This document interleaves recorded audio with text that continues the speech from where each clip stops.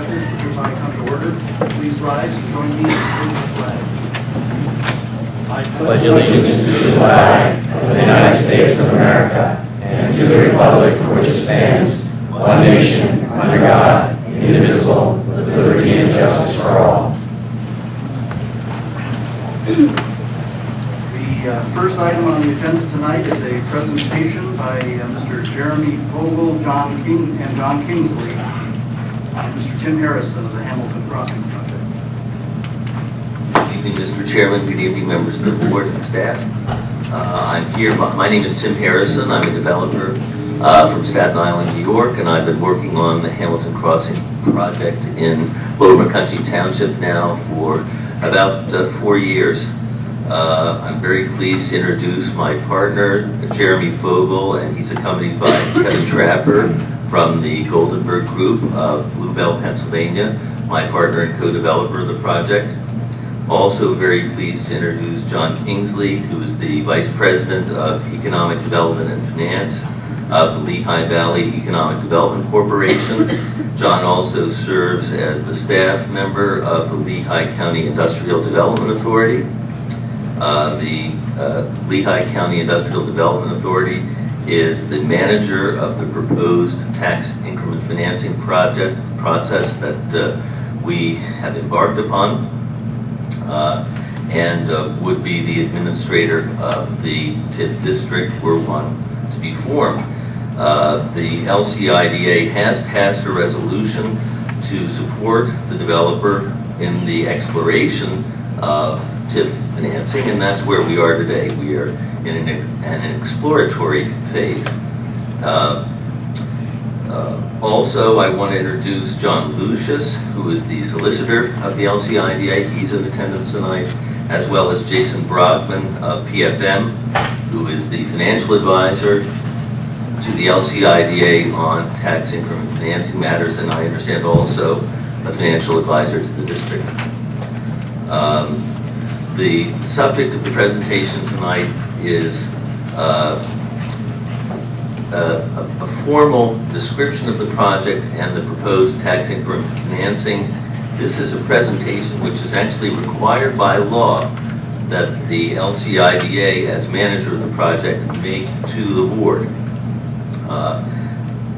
The step that we would like the board to consider would be the appointment of members to an exploratory committee, and it would really be up to that exploratory committee to determine whether or not to make a recommendation, which then of course would have to come back to the board on whether tax increment financing were appropriate for this project, and if so, what form it would take, what amounts would be involved.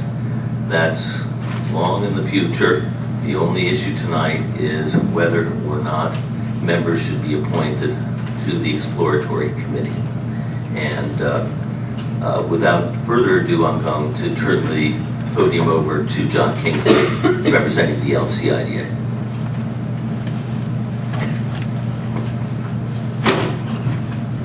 Thanks, Tim. Good evening. What I'm going to do here, and we do have a number of representatives of the Lehigh County Industrial Development Authority here with us as well, that may participate in answering certain questions as we get through the process. But what I want to do is provide you a basic overview of tax increment financing.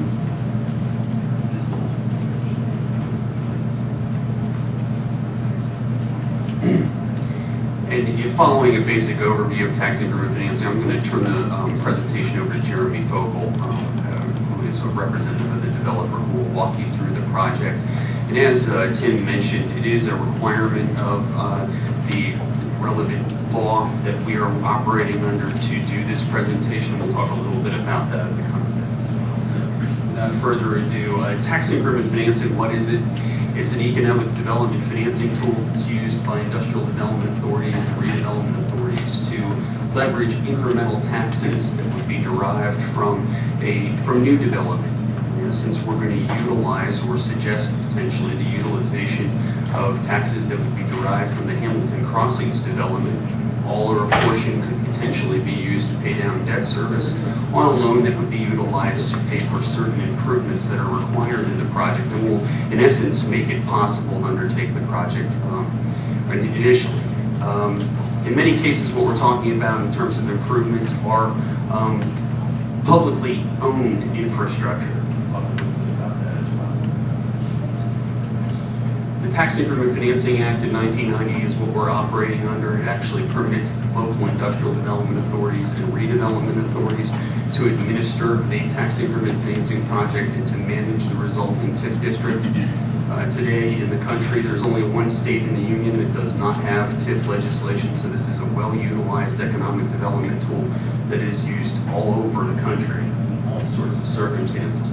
The process generally starts with an economic development organization getting involved in a project that has significant financing gaps but has fairly widespread community support, like Hamilton Crossings.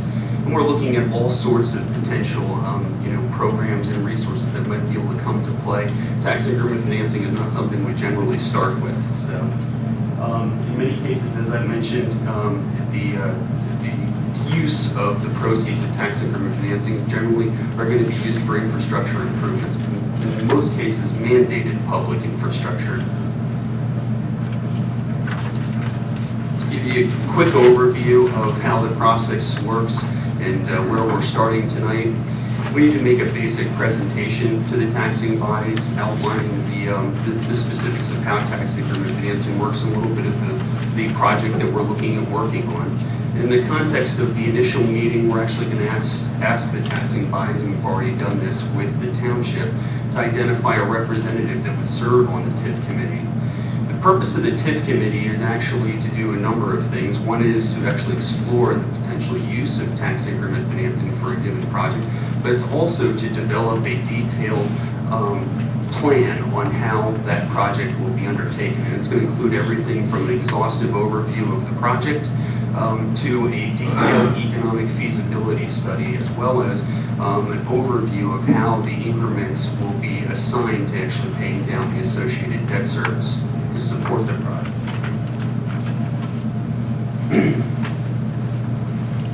Assuming a TIF plan is actually developed and it's found that it is reasonably used TIF financing for a project, the TIF committee oversees the development of the TIF plan, and once it's completed, we actually have to take it out to the taxing bodies and ask them to consider opting in or opting out of the plan.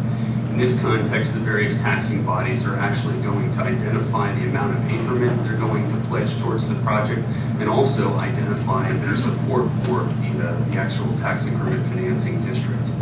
And then finally, when we're done routing the project through the actual taxing bodies, we'll actually have to have the TIF district actually officially created. Generally speaking, it is the township that does this, and we expect that to be the case in this circumstance as well.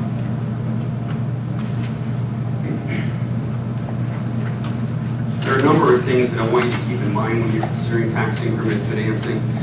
First and foremost, each of the taxing bodies does not need to contribute the same portion of the tax increment.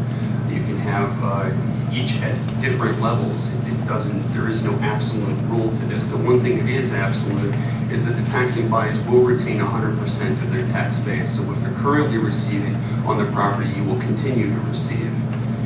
Once the TIF loan is actually repaid, the TIF district is dissolved and all of the relevant taxes go to the respective taxing bodies according to their rates. And another thing I want you to keep in mind is tax increment financing is not tax abatement. It is not to be confused with LRTA or the Keystone Opportunity Zone programs. The taxes continue to be paid throughout the life of the tax increment financing district, and only the increment can be used to service the associated debt to actually make the improvements. Another thing, the confines of the TIF district are usually identical to the boundaries of the development project, and they're expected to be, in this case, that the only affected taxpayers are the owners of the underlying properties that benefited from the tax increment financing.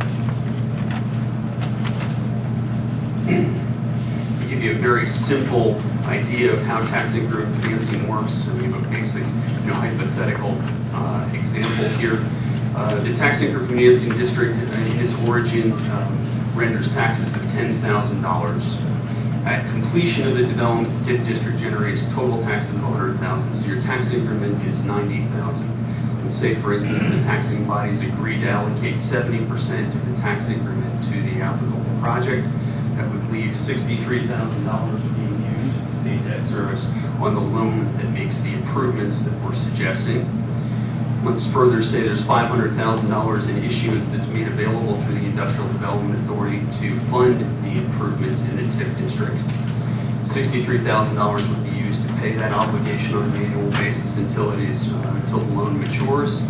Taxing bodies will retain $10,000 and 30% of the tax increment, $37,000 versus the original $10,000. This is a pretty good example because in many tax increment financing projects, there is some retention of increment. Not the entirety of the increment is pledged to the project.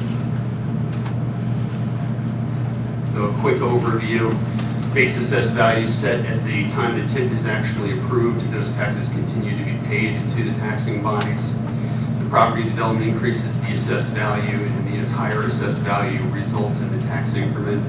A portion or all of the tax increment is pledged to pay debt service from the loan that is used to make the necessary improvements. At the end, this is something we're going to emphasize, that no full faith and credit guarantee of any of the taxing bodies is going to be utilized. Generally, recourse from the note holders and the bond holders is limited just to the tax increment financing fund or the incremental taxes that are made available to support the debt. There is no full faith and credit of the underlying taxing bodies, and there will not be in this instance. The TIF legal documents are going to further provide that the assessment for the property cannot be lowered to below a certain floor that is adequate to service debt. We'll also be looking into a number of potential reinforcement mechanisms that will support the tax increment financing. We're going to look into the neighborhood improvement district use, as well as guarantee programs through the federal and state, through various federal and state organizations. Just to give you an idea of what the neighborhood improvement district is, we're not going to spend a lot of time on this, but what you can do is create a special assessment district inside of the tax increment financing district that can be used to assess a specific form of fee on the underlying landowners, which we can utilize to offset any deficit that might exist in the incremental taxes that are available to service the debt through the tax increment financing. This, again, is just specific to the landowners inside of the TIF and would not affect any other adjacent taxpayers.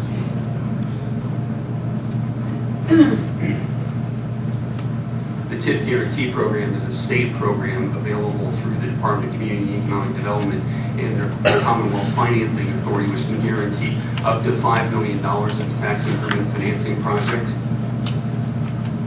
And then finally, we're also going to be looking into the potential use of USDA guarantees that could be made available to the for-profit entity in this particular project. At this point, I'm going to hand the presentation over to the Goldenberg Group and to Jeremy Fogel to provide an overview of the project, and then we'll be back to ask for our specific request.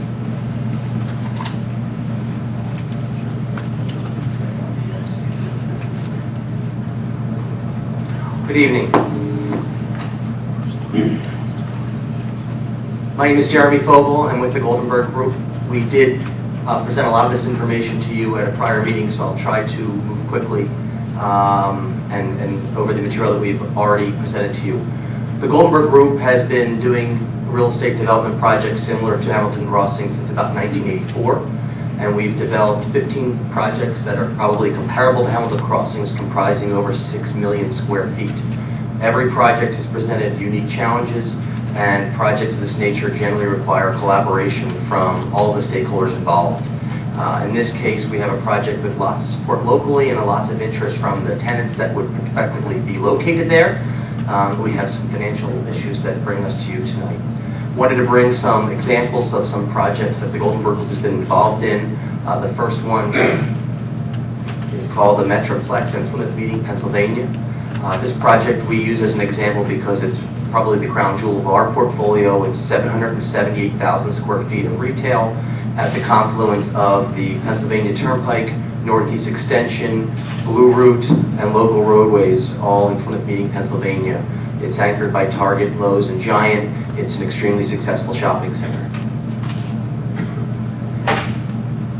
Somewhat closer here in Berks County and Exeter Township, we developed Exeter Commons. This is a project that did use tax increment financing. The reason being that there was a pre-existing traffic problem along the highway corridor, and in order for us to obtain the necessary approvals from PennDOT, a program was required of about $18 million of roadway improvements. That was a burden that the project simply couldn't bear, and the municipality was supportive of the project, and the township, county, and school all agreed to cooperate in the TIP program. And we'll be able to later present some specifics, but in that case, the amount of tax revenue that was received by all of the municipality and tax receiving agencies was significantly more, even from the onset, than was projected. And when that TIF expires at the end of 20 years, all of the tax revenue, like in any TIF, will then flow to the tax collector. So this is an example where TIF was used successfully to redevelop a property that had sat undeveloped in a township where they were looking to promote development. Sorry, I don't have a better picture of this property, but this is the Tilden Ridge project in Berks County as well, next to the Cabela's store right off of Route 78 and 61. This project we chose because it's an example of how a TIF can be used as a catalyst for other developments. In this case, the project did not have any TIF or public subsidy of any kind, but the Cabela's store, which preceded us, did. The Cabela's store had a TIF help to promote, pay for some of the infrastructure that was required for its development, and the thought was that the township was looking to see additional commercial development fill out what it viewed as this commercial corridor, and it certainly had an impact. Our project was 400,000 square feet, anchored by a Walmart and Lowe's. We can certainly state that that project would never have been considered by those retailers if Cabela's hadn't first landed there and drawn the folks that shop there to the region. So our project, although not going towards the TIF, certainly created additional tax revenues for the township, county, and school. This last project is in West Philadelphia. It's really an example of a project that was more of a transformative in nature in terms of its location. Demographics are very challenged in this part of Philadelphia, and there was a lot of effort looking to get a food store to come service what was deemed a very significant food desert. In this case, we struggled to get the retailers to come here because there just wasn't enough vision from these retailers to see a good use here. And ultimately, by getting a larger property with all kinds of cooperation from the city and the neighboring properties, we were able to add the Lowe's, and because Lowe's came, the rest of the retailers felt there was enough critical mass. Today, that shopping center is extremely successful and serves a great community of folks who would otherwise be without those goods and services. Hamilton Crossings itself is located at the intersection of the 222 bypass and Crocs Road in Lower Macungie Township. It's a 63-acre parcel, and we are planning on an anchor of Target and the first Costco wholesale club in the Lehigh Valley. In this project, Target and Costco would be owners. I'll show you on the next slide when we get there on the site plan itself, but Target would purchase its land for its parking and building.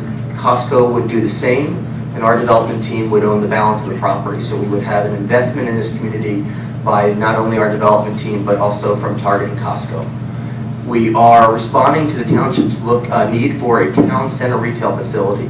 The folks in Lower Macungie Township have made clear to us that they feel like, although they do have commercial in their township, they are missing a central gathering place and a kind of gateway to their community. And we've been working with them to modify the design that we had originally come up with so that it can accommodate those types of uses. They are pushing, and we are willingly trying to make this property look much like the promenade shops of Saucon Valley, where you'll see an upgraded and enhanced facility. It's not going to be a big box warehouse project. It's going to have upgraded facades architecturally. There's going to be gathering spaces for people that are working and shopping within the community.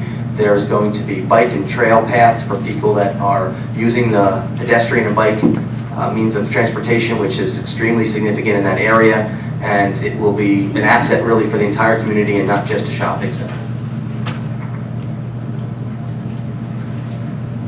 The white area that you see there is the proposed site for Hamilton Crossings.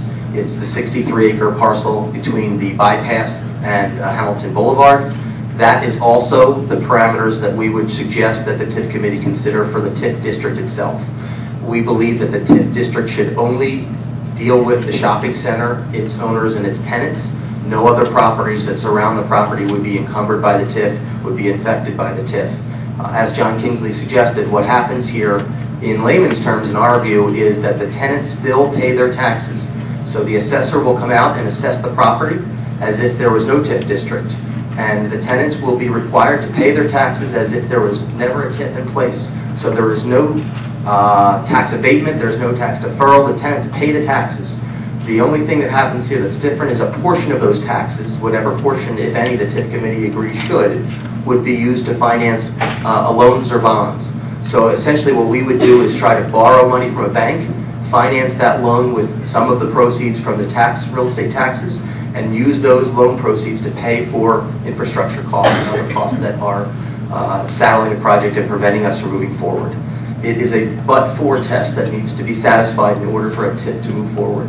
It's actually called a but-for, and it's important that everyone believe that but for this financing, the project cannot move forward. The reason that we have the support locally is that this is a site that the township is looking to have developed for a long time. It's in the middle of their commercial corridor. It's in the middle of the commercial district of their comprehensive plan, and it's where they intend to have their commercial development. Unfortunately, this site is saddled with a number of major physical issues that require significant remediation.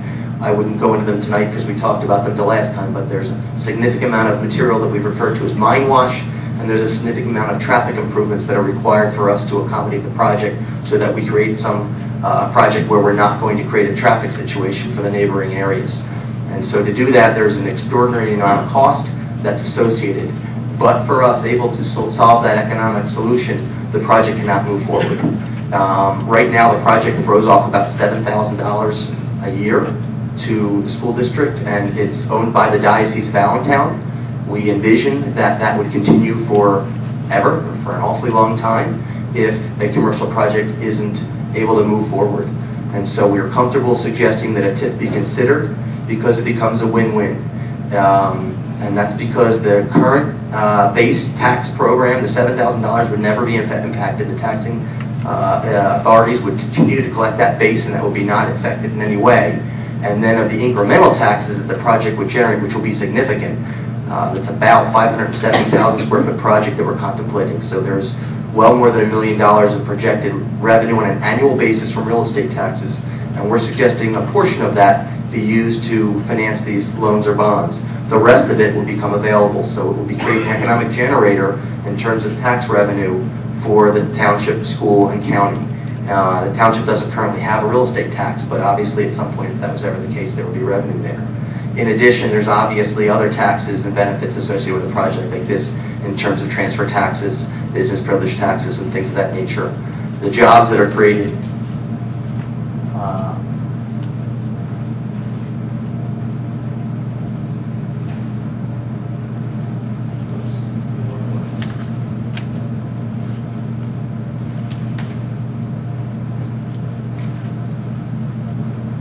created are also extremely significant. Let me get to that. This is a rendering of a view from Crocs Road looking east. You see on the right side a portion of the strip with the restaurant that would have outdoor seating. On the foreground in the back, you see a strip center with Target and some retail next to it. And this is intended to give you some of the feel for the landscaping and architectural upgrades that we envision having associated with the project. This is an overhead view of the site plan. Crocs Road you see down the middle. On the top is the bypass, Route 222 and Hamilton Boulevard to the south. On the far right is the Costco box. The large box in the center is a Target. And then there's a number of other retail stores that we are envisioning complementing the rest of the project. This plan isn't completed. We're still working through permitting and approval with the township, but it gives you a very good feel for what we are working towards.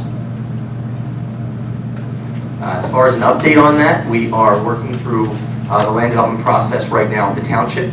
It's currently zoned to permit this project.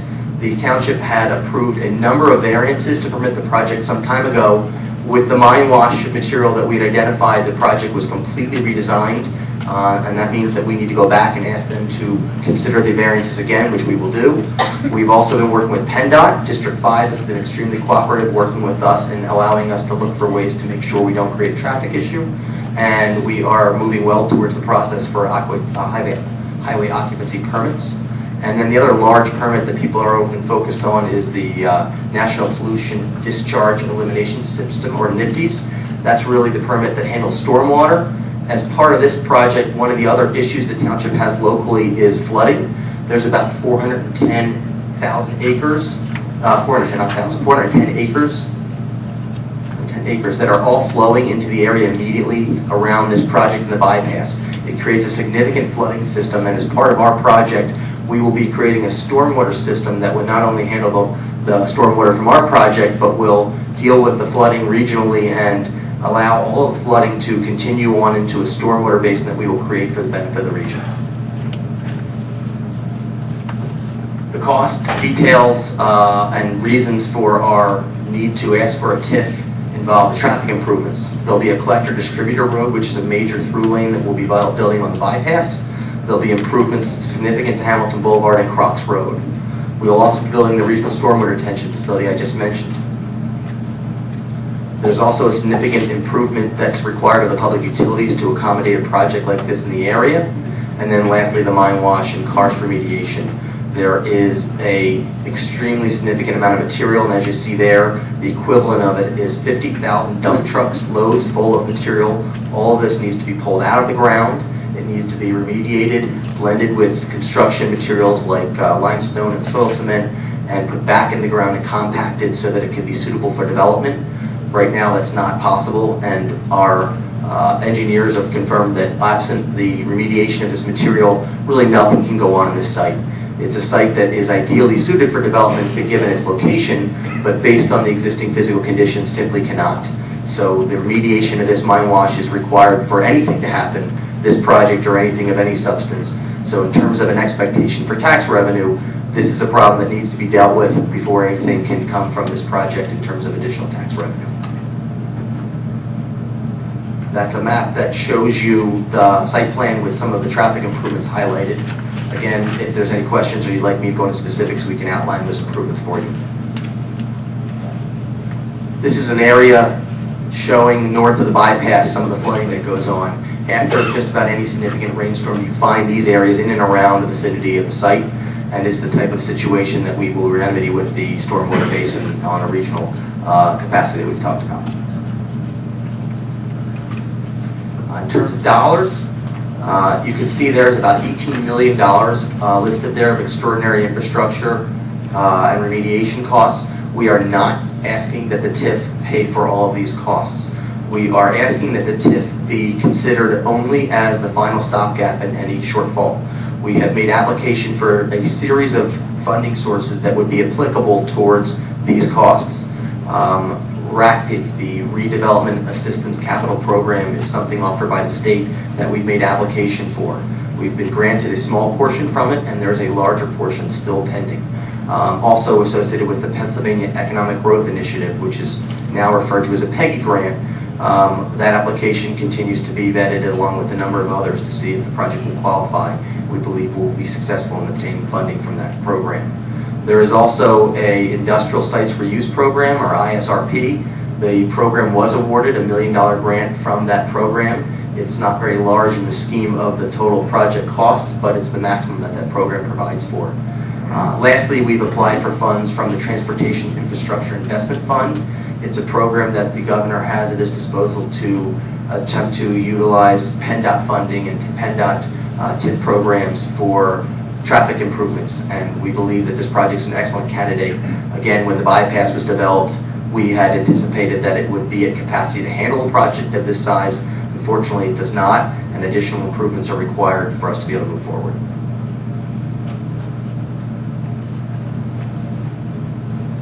When most folks are thinking about the benefits of a TIF and whether it's warranted or not, they look to see what it can generate in terms of private investment. This project is well over $115 million in total cost. So the amount of public subsidy that would ultimately be available to the project could leverage over $100 million of private investment. There's 570,000 square feet of commercial development. On construction end, we anticipate over 400 construction jobs generated from the project and over 1,000 permanent jobs from this project. There will also be significant one-time and ongoing tax revenue sources. The other benefits beyond having tax revenue would be regional traffic improvements, which would go well beyond the benefit of our project, the regional stormwater retention facility, which also goes well beyond the benefit of our project, and public utility upgrades, which again would be the benefit of everybody in the area. And then finally, the mine wash and remediation of the karst situation in the site.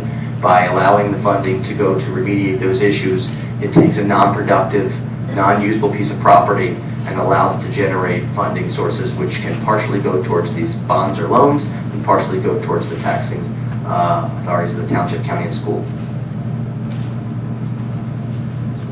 This is a very, very rough overview. We're required to give a projection of timing. Obviously, there are many factors that are involved that would impact our timing. On the township side, if we had to guess what we would think our timing is, we think it's reasonable to suggest that we could get through the design and permitting process in the first quarter of next year with the township. We've been working with them for some time. Again, there's an awful lot left to go, and it would be premature to be absolute in these dates, but we think that's a reasonable expectation.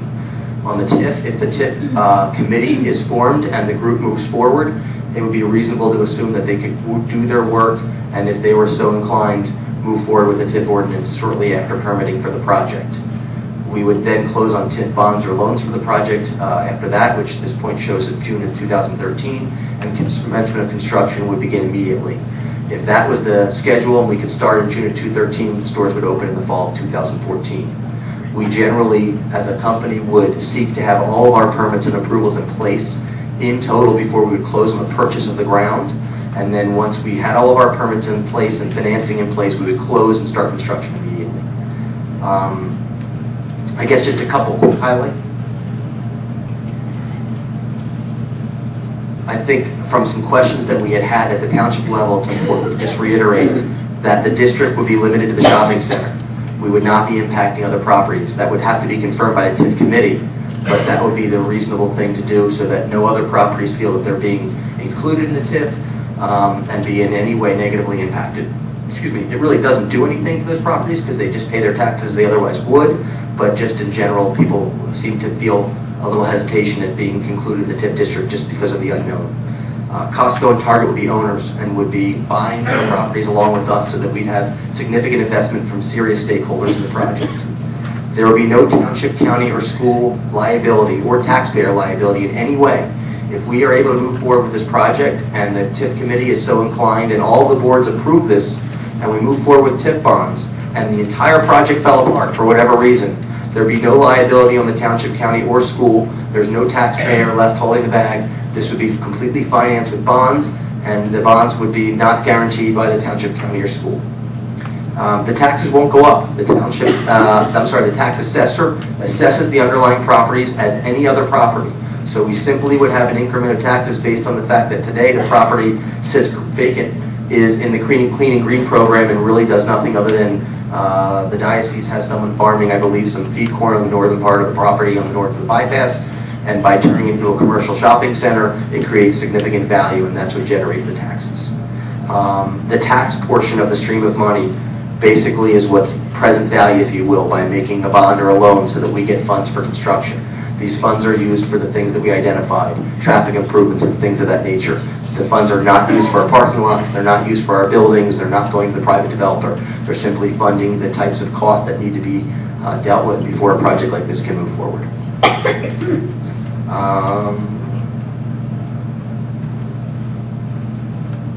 Turn it back over to John.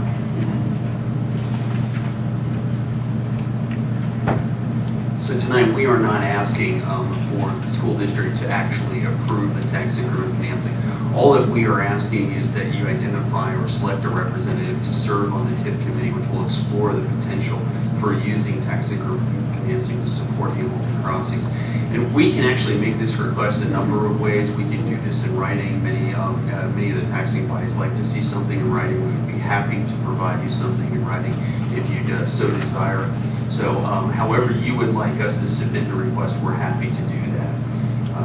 And I guess to close out the presentation, just give you a quick overview of, the remaining steps in the tax increment financing process, because we're really at the beginning stages of this, and it's important to understand that the tax increment financing committee is going to really spend a great deal of time going into the depth of whether this actually will be a realistic circumstance to use the program. So the first thing we're going to need to do is we're going to need to complete initial meetings with the taxing bodies. As Jeremy mentioned, we did meet with the township, and they have selected certain representatives to work with us in the TIF committee.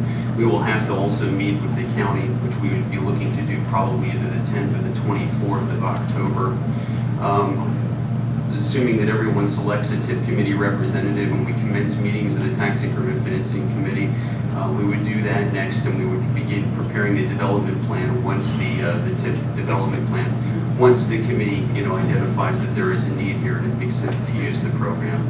We would then take the plan to the Lehigh County Industrial Development Authority for finalization, and then it would be going to the tax increment participating taxing bodies for their opt-in or opt-out.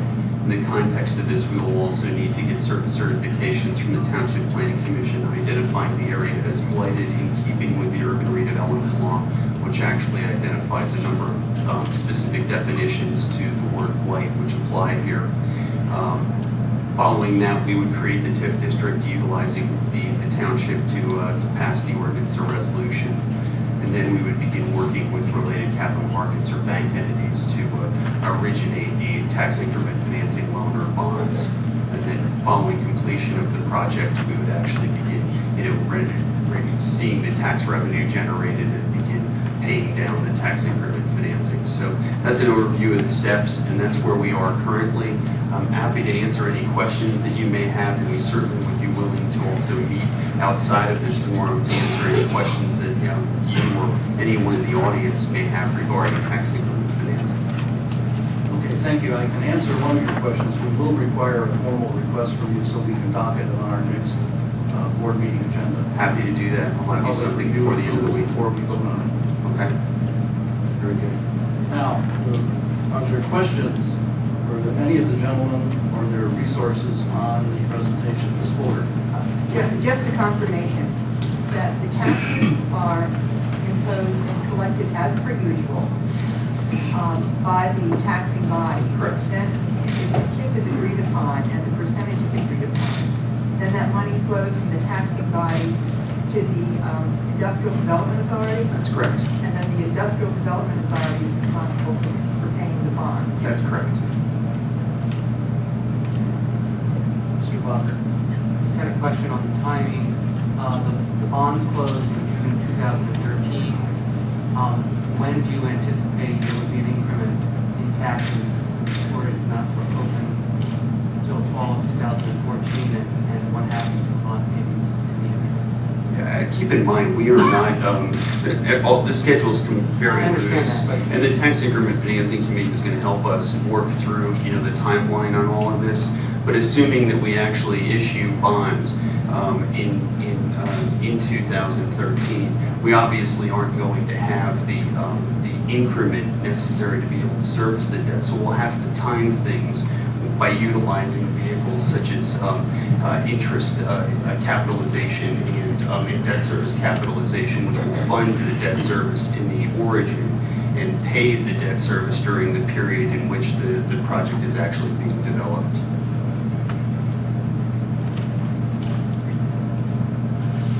Any other questions? Mr. Stoltz. It was my understanding from your presentation last time, and you basically said it again this time, without government assistance, in effect, this project is not feasible. In your mind? I'm going to let Jeremy answer that That's question because certainly you'd be representing the developer. But Yes, that's correct. Without our ability to use this program, we would not be able to move forward with the project. And it's also my understanding that the creation of a TIF district requires that you pay prevailing wage for the project. It would. Have you factored in how much of a cost increase that will be? We haven't compared the cost of prevailing wage versus non-prevailing wage, but we've certainly, in our estimation, this cost assumed prevailing wage in our estimations. Okay. I'll look forward to seeing more on that later. I have kind of an old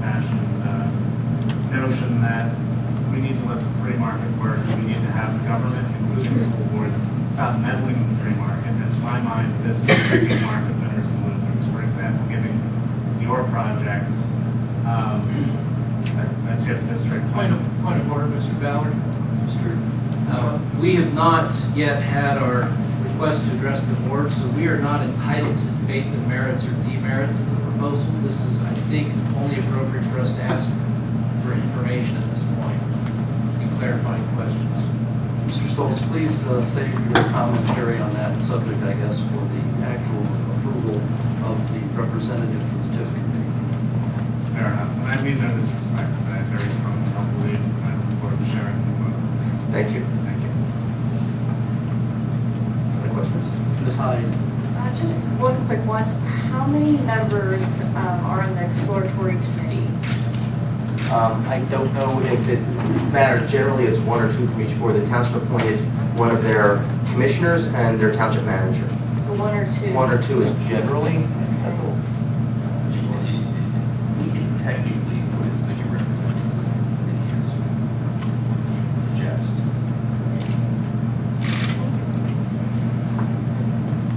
Ms. Dodges?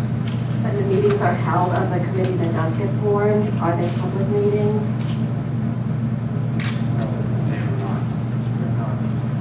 There'll be as many meetings as that group decides it needs to become familiar and comfortable.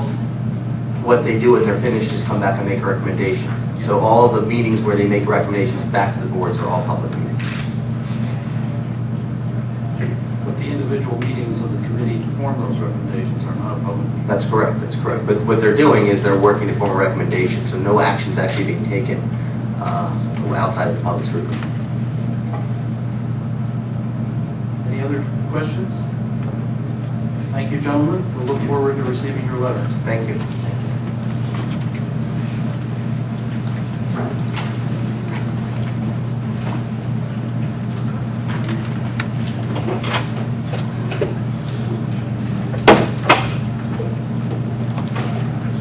At this point in our agenda, we are going to have public input. I will remind all of the persons providing public input that they're limited to a 3-minute presentation, and it is not to discuss personnel, and also that persons who are not taxpayers of the East Penn School District or residents of the district are here by courtesy and should understand that fact while they're making their presentations. The first person I have to address the board is Giuseppe Martolucci of Emmaus. First, I want to apologize to everybody about my English. I did vote for you. You asked me for your vote, for my vote, and I gave it to you. I hope you use it wisely. Now, these people over here, I don't think my tax money should make you guys rich. I worked too damn hard for my money, so you guys should have. Why don't you work hard and go out and make some, and then invest it, and make some, and get rich? Maybe my English is not that good, but I came from Italy in 1963, and I've been paying taxes in this township since '72. I was not educated in America. I was educated in Italy. But I'll tell you one thing. I paid taxes here for all these years.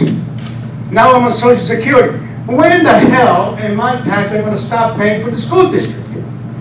I don't have anybody going here. I was not educated here, and I'm still paying taxes. I get $1,600 a month for Social Security.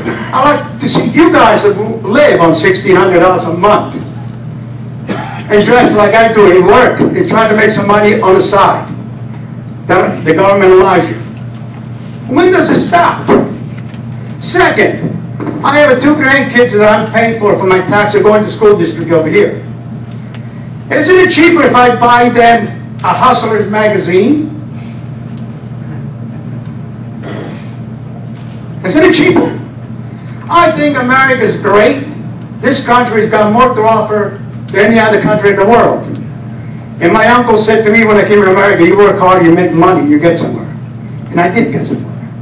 But to me, this country is going to hell because you guys don't teach the right things.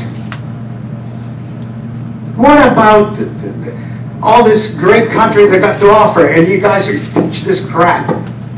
I said to my kids when they came here, what do they teach you over here? Oh, economic. Did you ever saw a button in your pants? They said, that's why we had a mouthful. But why the hell you go to school for to learn this crap? I think you guys should teach something better than this crap. Thank you very much. Thank you, Mr. Martin.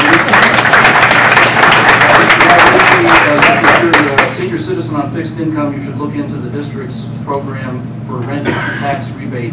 We match the state double that for low-income personnel. Sir, I address you one thing. This is not dialogue, Mr. Martin. I don't want nothing for free. I want something that I work for, and I want some respect from you guys. Why do taxes keep going up all the time? That's enough, thank you. You're welcome. Thank you.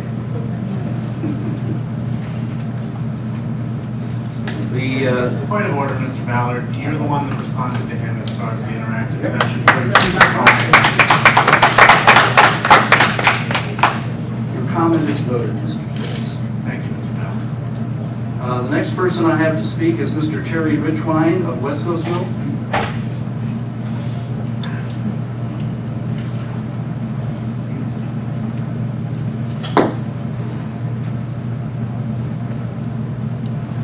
First, I would encourage board members to vote against the book banning motion. In my opinion, these books are not pornography. Pornography is meant to sexually arouse somebody. Neither of these books do that. Neither do the passages within the books do that. If someone really wanted to read pornography, they'd be bored very quickly by plowing through a 400-page book to reach one page. I believe that this entire issue is a manufactured crisis, orchestrated by a group dedicated to tearing down the East Penn School District and giving it a black eye. This issue has been deliberately portrayed in the most sensational and inflammatory manner possible. The use of the word pornography immediately grabbed headlines. The insinuation that the district had 12-year-olds who don't even attend the high school reading the book was intentional, making the matter appear even worse. These actions are not about protecting our students. If it was, those responsible went about it the wrong way. By broadcasting the book titles, thousands of teenagers in the Lehigh Valley now know that there are two books that they shouldn't read. And if teenagers are anything like they were when I was one, the best way to get someone to do something is to tell them not to. By publicizing the pages on which the alleged pornography appears, you've made it easier to find the passages without having to actually read the book. If those calling for the removal of these books from the reading list truly believe that they are pornographic, then why do you think it is okay to leave them in the library? Pornography is pornography. Perhaps you don't want to be called book burners. On another topic, I encourage board members to vote against the motions calling for additional information to be added to district documentation. As a former board member, I am of the opinion that these motions are nuisance motions designed to harass district personnel with unproductive busy work. I find no value in the trivial minutia that is of no practical use to anyone. This behavior reminds me of a quote from John Wooden. Don't mistake activity for achievement. Just because you appear to be doing something doesn't mean you're accomplishing anything. While supporters of these motions can strut and preen about all the transparency they are providing, in reality it adds nothing to the public discourse. To these people, I say, devote your time and effort toward enabling the delivery of a thorough and efficient education and not toward destroying the district for political reasons. My 3 children benefited from an excellent East Penn education. It is my hope that the current generation of students may also benefit from such an educational opportunity. Thank you.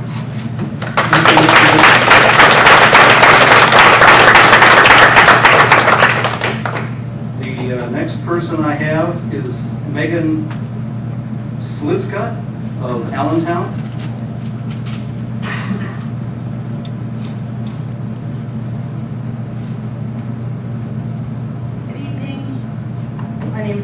facelift. I have 2 daughters here at the district. I live up the street. And I love this district. I know a lot of you on the board. I have received a good education for my children here. There are shared values that are on the website for our district. Those shared values start with one value, number 1. It says we believe education is an ever-changing, lifelong process, and people need to view themselves as lifelong learners. That's number 1. Number 2 is we believe students have a shared responsibility for their own learning. That's item number 2.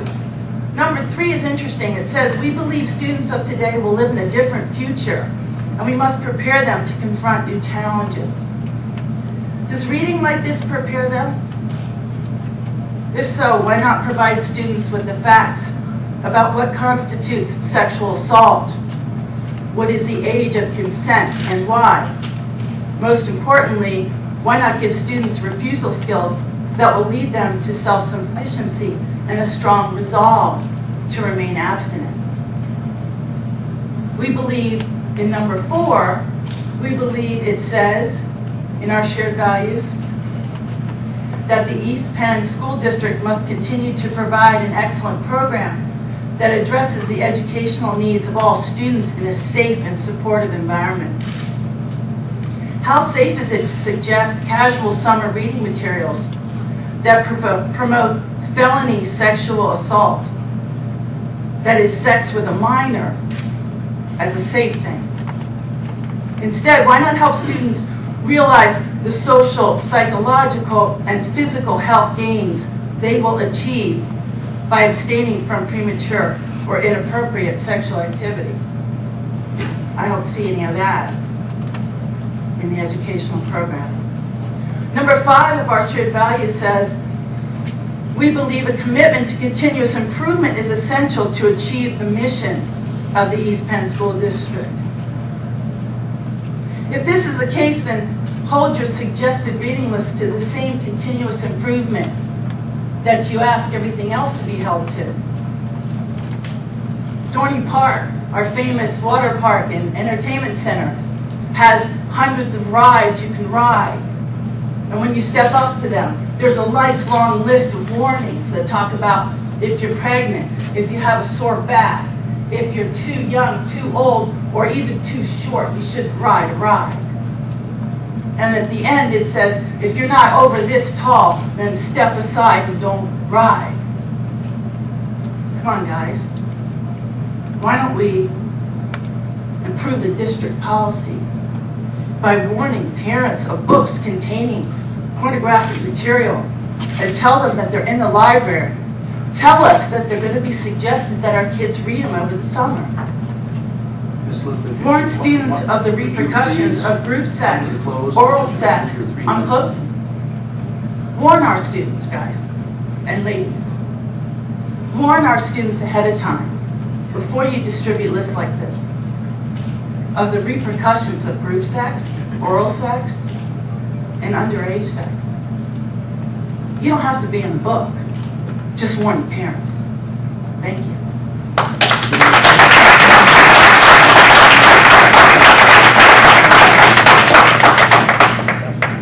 The next request I have to address the board is from Mr. Eric Adams of Bethlehem.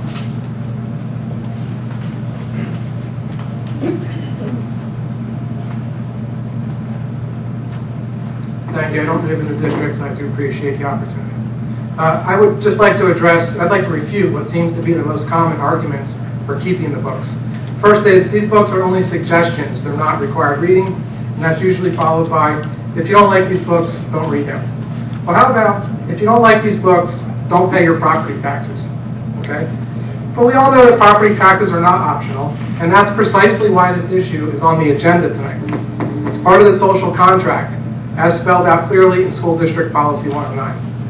Let's not get distracted. The central issue here is the professional judgment of the educators involved in the selection of these books, as well as the internal process used by the administration to approve the final list. The district hires professional educators to review thousands of books, and we depend on them to pick only the most valuable educational materials for our children. Obviously, the district is capable of suggesting much better books than prep and Kool-Aid acid test. Second big issue is censorship. This is a big one, and it's also called book banning, and sometimes it's called Nazi book burning. We've all heard the censorship arguments, but what they all seem to have in common is the notion that absolutely no book should ever be banned from a curriculum for any reason. And the logical extension of this is that there are virtually no limits when it comes to selecting resources. The censorship argument is just a diversion because it completely overlooks the fact that every single resource material in a public school curriculum is scrutinized for the purpose of excluding, quote, unsuitable content. A public school curriculum is arguably the most censored body of information imaginable. All sorts of materials have been removed from public schools. That includes the Bible and, up until now, pornography.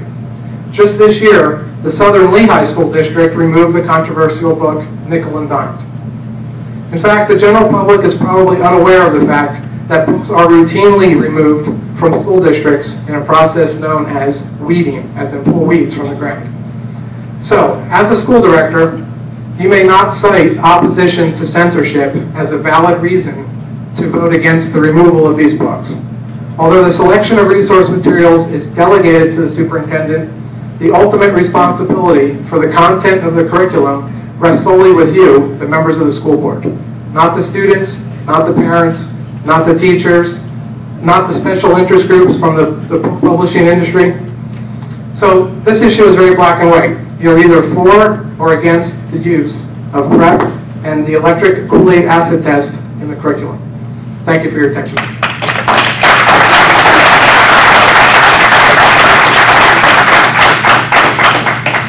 The next request to address the board is from Nal Wren of Macungie.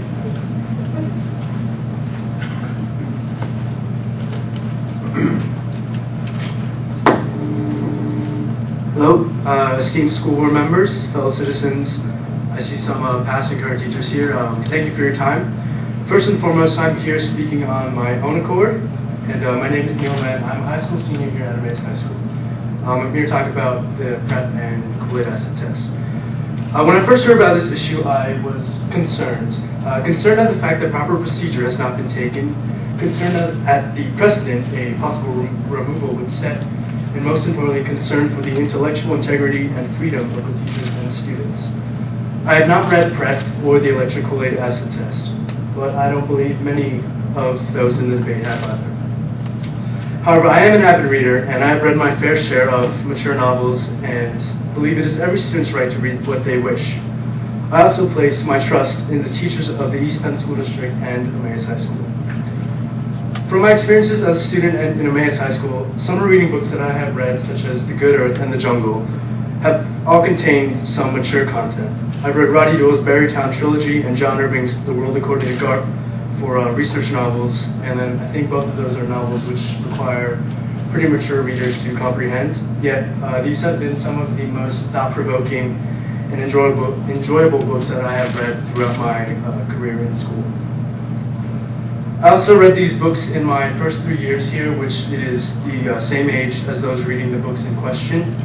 And I think most of my classmates and the students at Emmaus can agree we want to be treated like young adults. These relatively contemporary novels were added to make reading more appealing to students bombarded with flashy movies and internet sound bites, to make students realize that books aren't all wordy and boring, and that some novels are frightening or realistic, or at the very least interesting. Very few students can find literary merit in Dickens. To be honest, they'll probably just say it sucks. These could be the books that the teachers are providing for us on the summer reading list could be the books that cause a child to want to read. Giving them classic literature that may be foreign to them is counterintuitive. We don't want to be sheltered. It's only counterproductive to attempt to cover up things that are prevalent in our society now. We shouldn't be worried about books. We should be looking towards the problems of violence and drug and substance abuse. Parents should educate their children in this delicate time of growing, not remove books from our list that the reputable English teachers of Emmaus have decided on. From my discussions with my fellow classmates, I have found that we are fairly united on this issue. We don't want these books to be removed. It's unnecessary and a waste of time. That's why my good friend Isaiah Zukowski and I have made an online petition to keep these books on our summer reading list, with about 125 signatures of former students, current students, and adults in the community We stand in solidarity that the intellectual freedom of students should be restricted. We recognize that parents can tell their kids what they can and cannot read, but we believe it is wrong for a minor number of people to try and establish what other students can and cannot read. Thank you.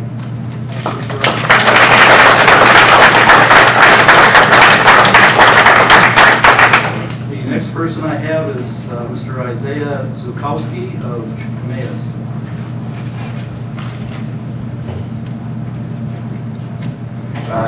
Thank you very much, Honorable Board, for letting me speak. My name is Isaiah Zukowski. I'm also a high school senior here at Emmaus.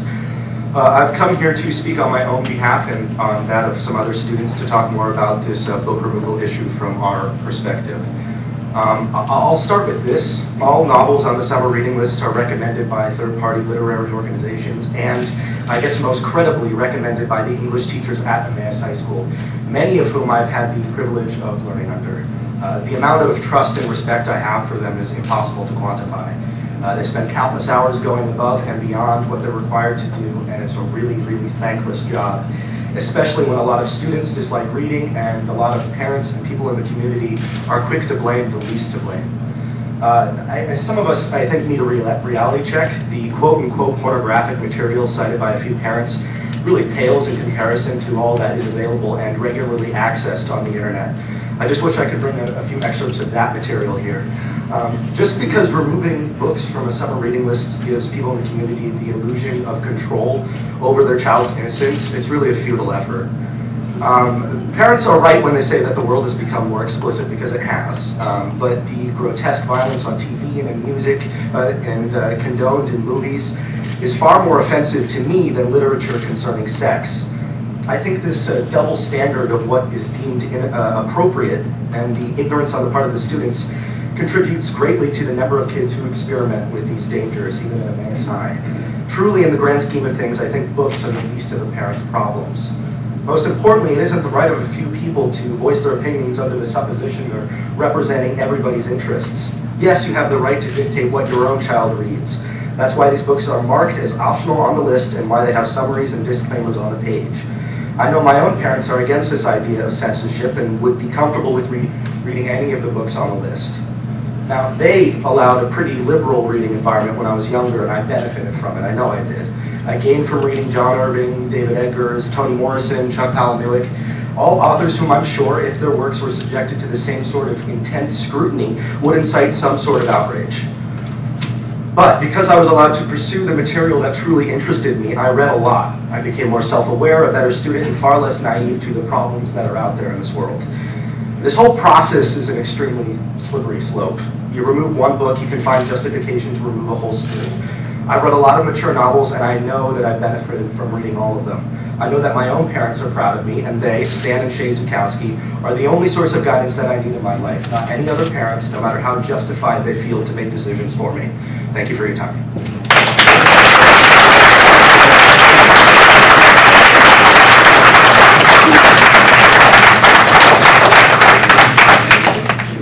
Request to address the board is from Nicole Bassett of Akanji.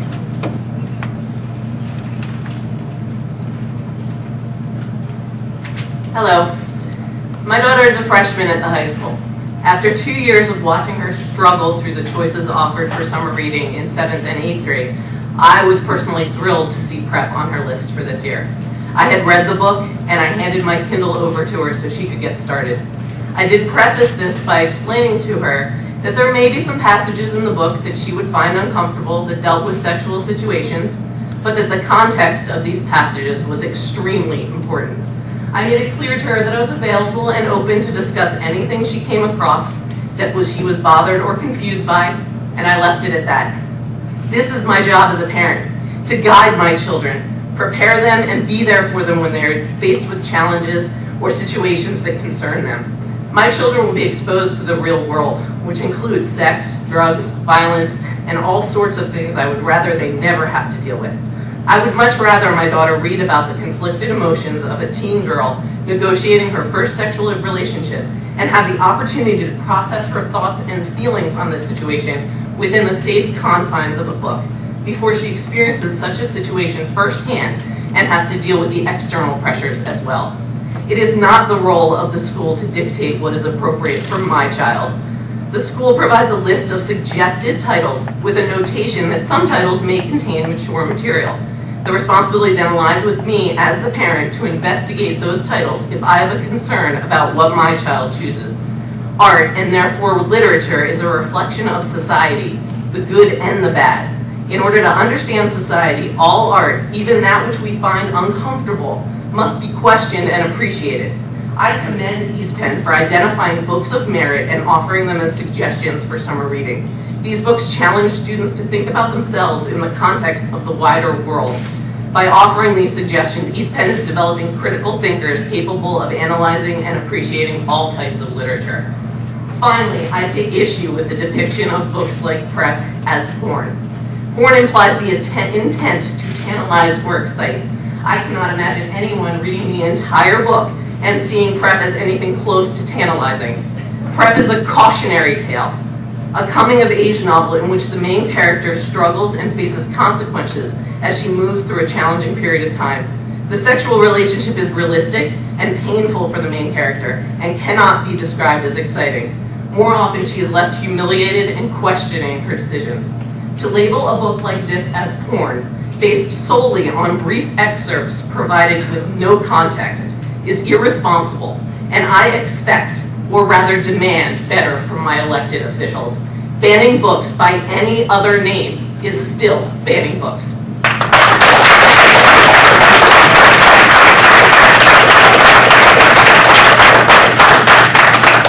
The next request I have is from Mr. Garrett Rhodes of Allentown.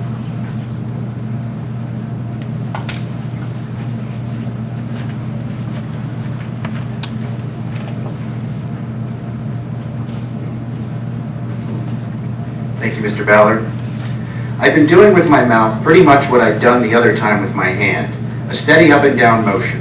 Treat his penis like a delicious ice cream cone.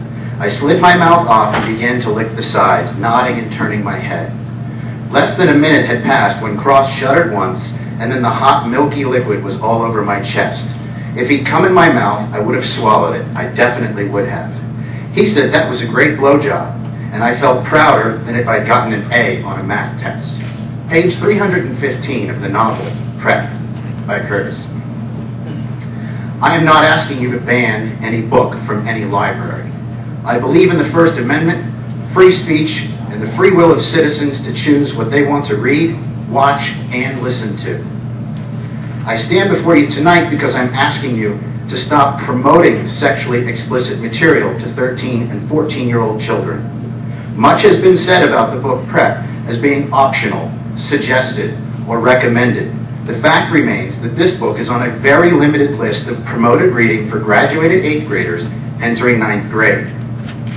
These 13 and 14-year-old children have been offered an extremely limited reading list of books to choose from, a minimum of which they must read 2, because they will be graded on essays at the beginning of their 9th grade year. Therefore, the reading of these books is not optional, it is required. I have a close family member who was a victim of rape. This led to the destruction of my family as a teenager.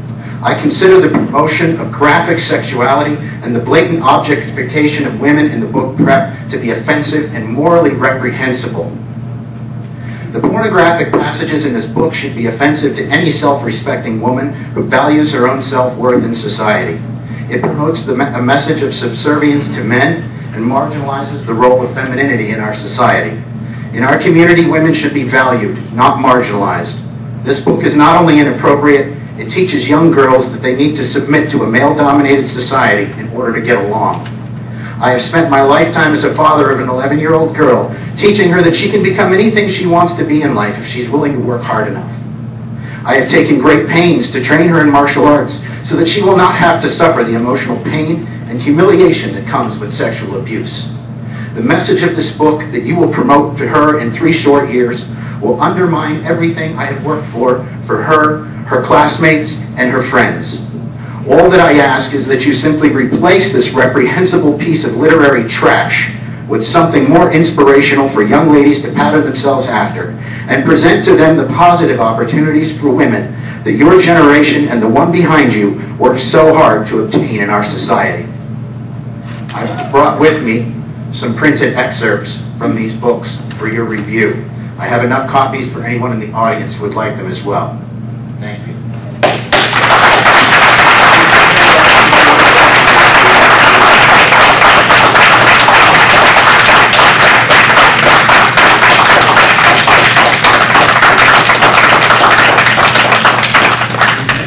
I have wishing to speak tonight is Mr. Jeff Lott of Emmaus.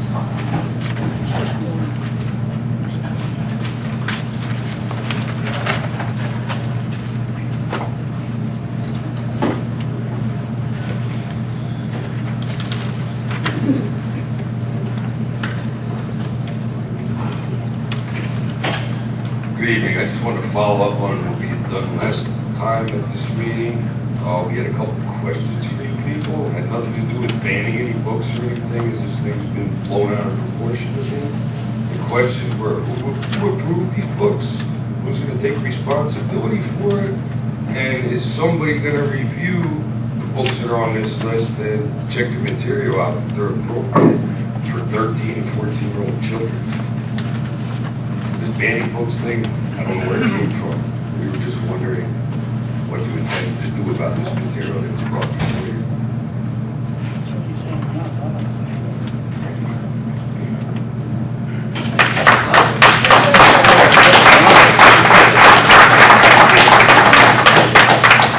Next request I have is from Ms. Janice Bowman of Allentown.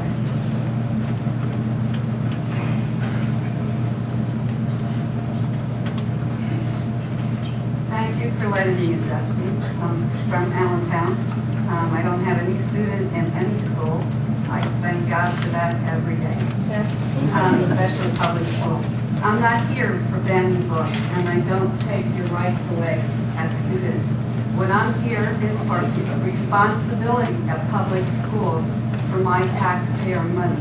I have been fighting for sexual issues, be it Allentown with sex abuse in Central Elementary School, and the first child got nothing by a 12-year-old because you didn't protect her. Here it's Sexton issues, Saucon Valley is perp issues at school buses, and now I read books that'll pay it. No wonder sex abuse from staff members being hurt by third party, students being hurt by third party is okay. It's never reported. The lawyer made more money than the children. John Freund, I guess he got a good job. There's a book here I'd like to read that you don't have. It's from your library. It's called A Million Little Pieces. And I'm only going to read 5 lines. James Fry.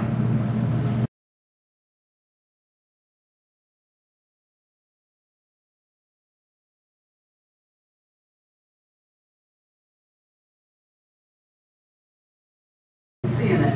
Look at the crimes in school. Look at all the bullying going on. Look at the teachers that got killed by students in trouble. And I'm talking sex abuse going rampant. This is sex abuse of the worst kind, and you're permitting it. Like a 14-year-old having sex, and it's, oh, this is okay. That's statutory rape. But we don't follow the law in public school. We don't report rapes. We don't report sexting type things until you get in trouble. We don't report perps at bus stops. And this is all abuse in public schools. This is taxpayer money. I just wish somebody in government was responsible for our money to protect our kids, protect the staff, and fix the problems. I'm not here to ban books. I'm here to say, stop allowing abuse. Fix the problems. And this is every school. I'm not just telling you, I'm telling you nationwide. Thank you.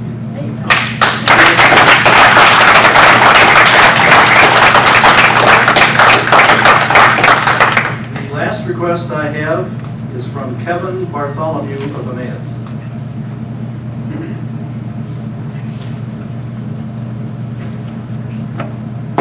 Hi. I'm here about these books also. I don't think they're appropriate for a school reading list at any age, 12th grade or lower. No one's asking to ban books, just take them off the list. The parents who want their kids to read this stuff can still have their kids read it at home, but don't introduce it to my kids.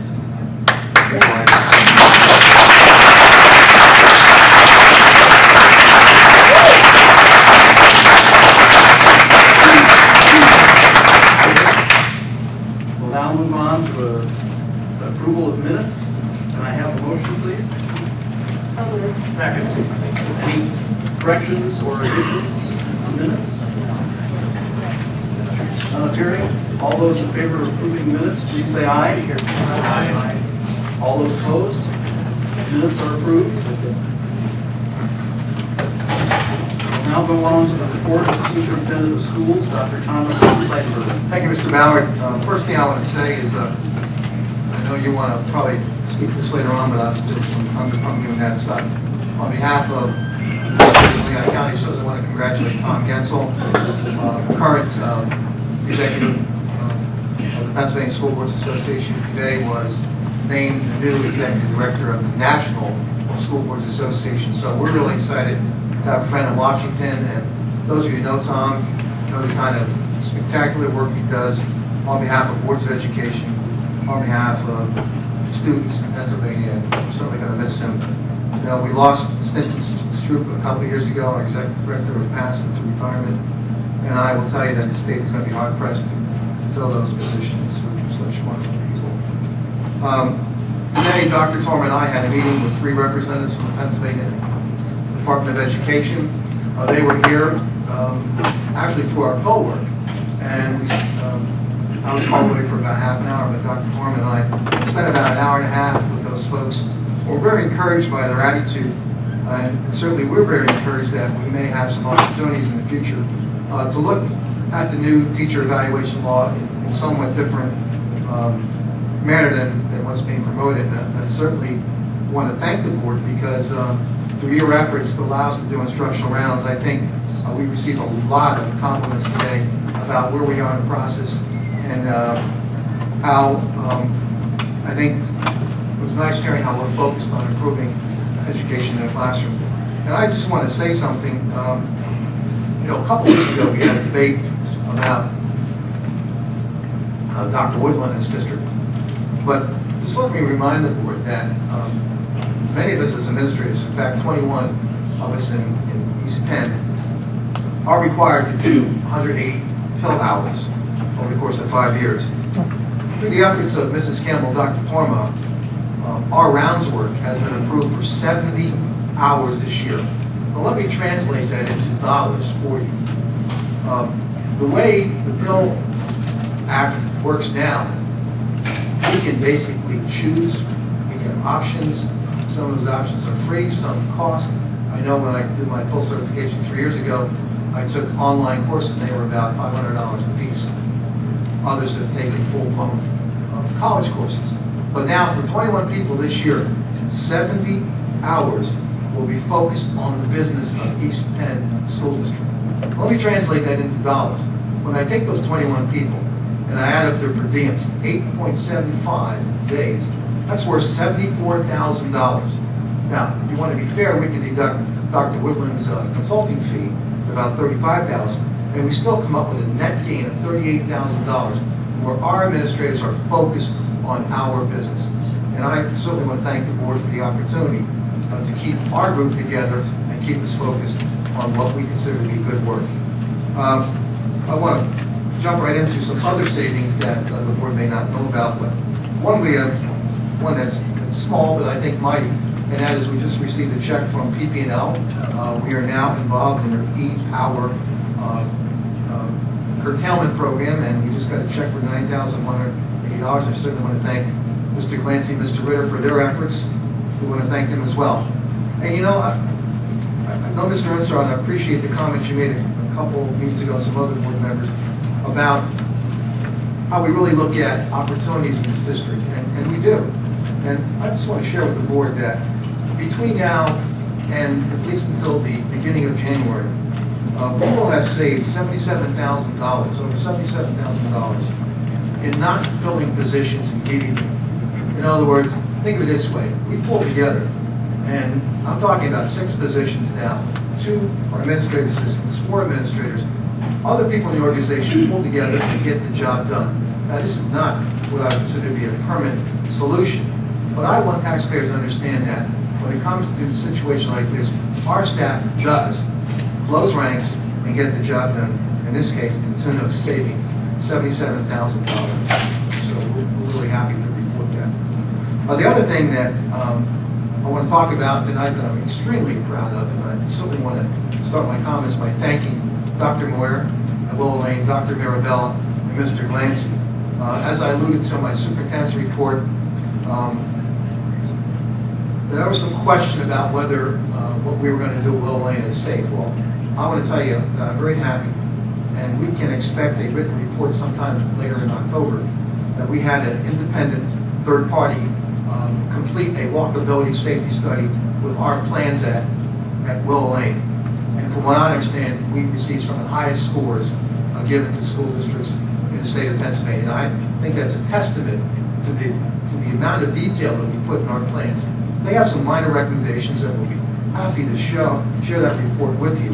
But we had an investigator who worked with state policeman, our 3 administrators, a parent, a teacher from Willow Lane. We spent 2 days looking at all the routes we have laid out, all the safety procedures that we're going to put in place. And again, we received very, very, very high marks, almost a perfect score regarding our plans. So when we get the report, we'll share it with you. Also, I think this is going to be a very important document when we meet with parents to talk about our plans for students who will walk Willow Lane next year. We're going to push back that meeting from mid-October until November, but I think that way, certainly we will post that report online. Parents can have a copy of it. And again, I'm satisfied that we took the extra couple of months to meet with safety experts, and I'm feeling pretty good tonight that our plans look good, at least to an independent third party. Now, lastly, I want to talk, Mr. Ballard, is that in all the excitement with the TIF, we read the morning call today. I think we should be very careful that there's another development that's being germinated over in Lower Country Township off Gaiman Road. That one does call for increased housing opportunities, and so we'll have to take a close look at that development. And as you know, really the only place we have in a district with any kind of space is Albertus. Fortunately enough, if that development does get approved and there's significant increases in students, that would be certainly the place that we would look at sending new residents along Gaiman Road to Albertus. So we'll keep a close look at that when we report back of any developments in that development. Thank you very much. Thank you, Dr. Seifert. Any questions on Dr. Seifert report this evening?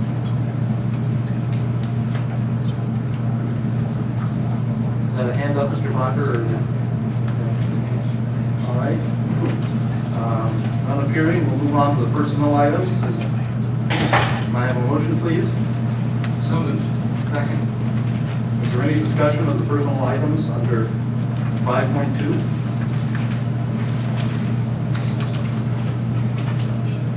None appearing. Ms. Bursell, will you call the roll, please? Mr. Earnshaw. Aye. Mr. Rhodes. Aye. Ms. Dodson. Aye. Ms. Fuller. Aye. Mr. Napolitano. Aye. Mr. Walker. Aye. Mr. Stoltz. Aye. Ms. Hyde. Aye. Mr. Ballard. Aye. 9 ayes. We now have other educational entities. Carbon Lehigh Intermediate Unit is fourth. Thank you.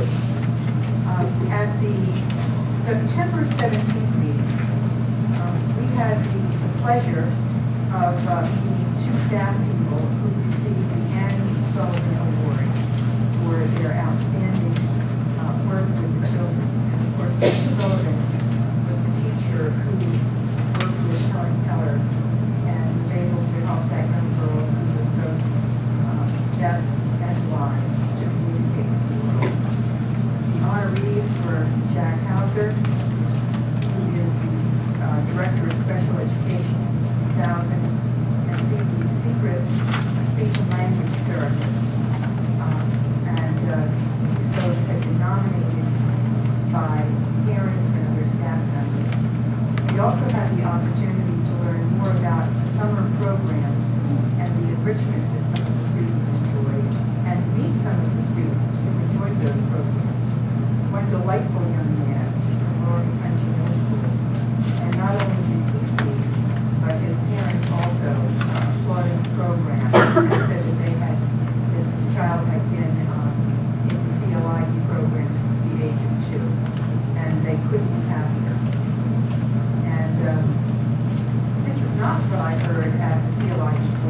but I was at the Joint Coordinating Committee meeting on Friday, and that is a meeting that happens quarterly between the Harbin-Lehigh Intermediate Committee, the Lehigh-Harbin Community College, and Lehigh Career and Technical Institute to share information of interest to all of those entities in our school district. And that COI meeting mentioned that they are developing a protocol and policies to address social media issues, and these can be shared with districts. So I just passed that along because it might be something we want to take a look at. Thank you very much. Thank you, Ms. Flora. Are there any questions, Ms. Flora, or any additions to her report? Hearing will go on to the Lehigh Career and Technical Institute. Ms. Hyde? There is not a report tonight since we're meeting on Wednesday. Thank you. Legislative. Well, the only thing I can tell you right now is that they're trying to get a legislative session together.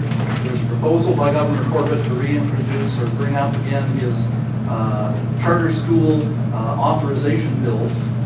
It is not clear that any of these are going to get traction yet, but there's still a few days before they go on recess for the election for them to cause a certain amount of mischief, and it's very telling that there's not much discussion in public going on about anything that's happening.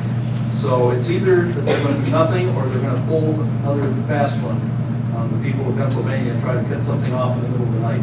So keep on your guard, talk to your representatives. There's still danger in this legislative session, and we need to keep on top of what they're attempting to do. I did have some email interchanges with one of our representatives, Justin Simmons, who's dealing with the committee to investigate property tax reduction. My issue that I was discussing with him is the fact that currently businesses pay property taxes under the proposals that have been put forth to reduce property taxes, eliminate them. There is no corresponding business tax necessarily if the business is not a sole proprietorship that pays personal income tax, or a business that does resale to the public and pays sales taxes, or has the public pay sales taxes. That would then correspond to anywhere near the amount of property taxes these businesses are paying.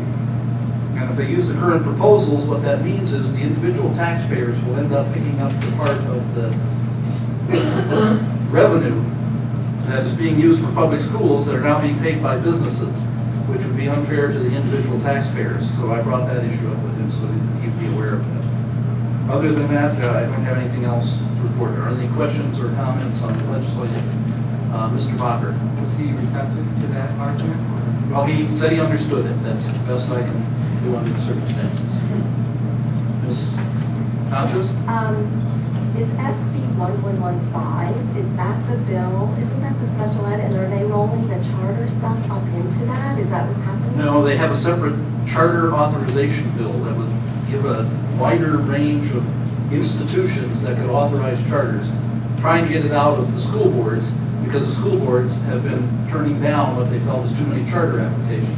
This is despite the fact that they've spent $4 billion on charters and don't have the results to show for it, but that's personal comment. 1976 is the current property tax bill. 17. The charter authorization. The charter authorization. I don't have the number here, Okay. but I get it.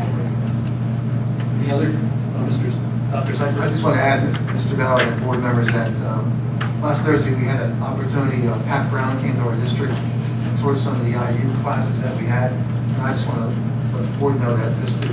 Brown is very optimistic about special ed funding that being passed.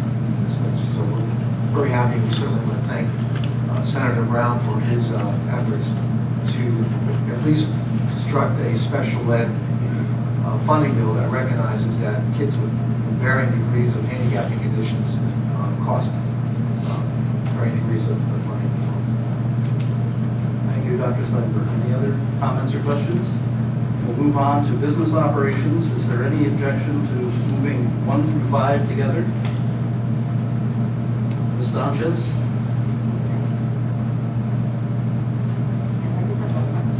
Well, the question is there any problem with asking your question with all 5 bills lumped together?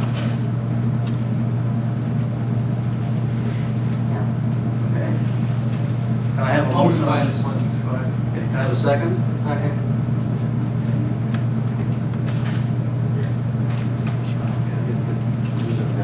There is an addendum on the bill list which will be included.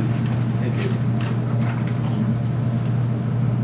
All right, any discussion on these 5 items? Ms. Donches, do you want to ask your question? Thank you. I took the recommendation that you made last time and called ahead to get the charges that I was curious about, and I just wanted to say what they were. On 1651, the Allentown appliance was for replacement of ranges in the family and consumer science area. That was $4,598. Number 16706 is Tessin Bosard for a program called You Don't Know Me Until You Know Me, which is on the issues of race, discrimination, violence, prevention, and personal identity, and funds from the proceeds of vending machines. There was number 16726 for a Heinemann, which was a trainer for Title I on youth interventions for remedial assistance. A 16732 HTTS, and I've seen that one on before, so I was curious about that one, is for temporary maintenance people. And 13,760, check number 16744 for the Penn Public Telecommunications for consortium membership for Discovery Education, participation in the scholarship scrimmage program, raising leaders and building leaders literacy programs, tech-savvy internet safety workshops, PBS Kids Go Writers Contest, and the PPS 39 online resources for educators, and that's based on that annual daily membership, and then $1.75 a student. And then lastly, check number 16819, which was for the USI Insurance Services for Workmen's Compensation, $77,666.72. And I thank Seal to pull this together in Ms. Serval's absence. And that last workmen's compensation, then that was, I forget what you told me, a quarterly or a quarterly, and it's an installment, right? And it's an installment. And then is there a fee or any commissions that are paid as part of that premium? It's included in the premium? And is there information on how much the percentage is, or? Thank you. Thank you very much. I thought that was all. Any other comments or questions on the motion? Ms. Birdsall, will you call the roll, please? Ms. Hyde. Aye. Mr. Earnshaw. Aye. Mr. Stoltz. Aye. Mr. Bakker. Aye. Mr. Rhodes. Aye. Ms. Doncheck. Aye. Ms. Fuller. Aye. Mr. Polatano. Aye. Mr. Ballard. Aye. 9 ayes. All right, we're coming to the section called unfinished business. These were motions that were made at the last board meeting, were ruled improper by the chair. Because they were ruled improper, as we come to each one, they will need to be remade again. So I will ask on item number 1, Mrs. Sanchez, do you wish to make this motion again? Yes, I would like to. Is there a second? Mr. Stoltz has seconded. We will now have discussion on this item. The first part of this is a presentation by Dr. Seidberg.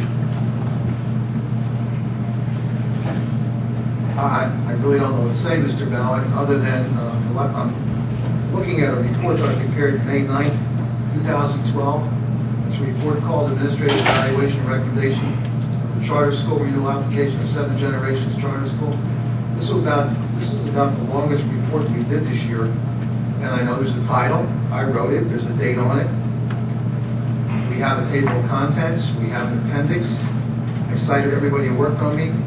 It's my humble opinion, Mr. Ballard, that, and in addition, by the way, I date every one of my superintendent's reports, so my humble opinion, I really don't see the need for this motion at all. I'm concerned that on something like this, board members usually are involved in policy making. My job is administration. I see this as sort of someone wanting to cross the walk and get into what I consider to be my area of responsibility. That's my opinion. Library, thank you. Ms. Donches, will you now explain your motion? And thank you for entertaining the motion. This motion came to mind as I was organizing my papers after the budget process, and as we accumulate papers, you know, every board meeting, we get quite a few, and we do get some emails. And this occurred to me because as I was organizing my papers, there wasn't any notation at the bottom of the pages that when a version of the first budget gets separated from the second, and not that I'm not an organized person, I'm very organized, and or we get the email and you print it out and there's no indication of what date it was created or the office that created it.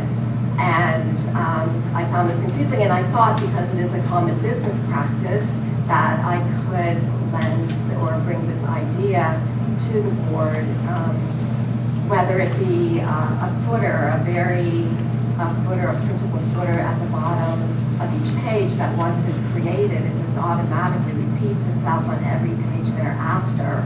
That if a page does get separated, that it's very easy to trace it back, and then there's always a traceable back to the office should there be any question on any of the information, that it's easy to locate where that question can be asked.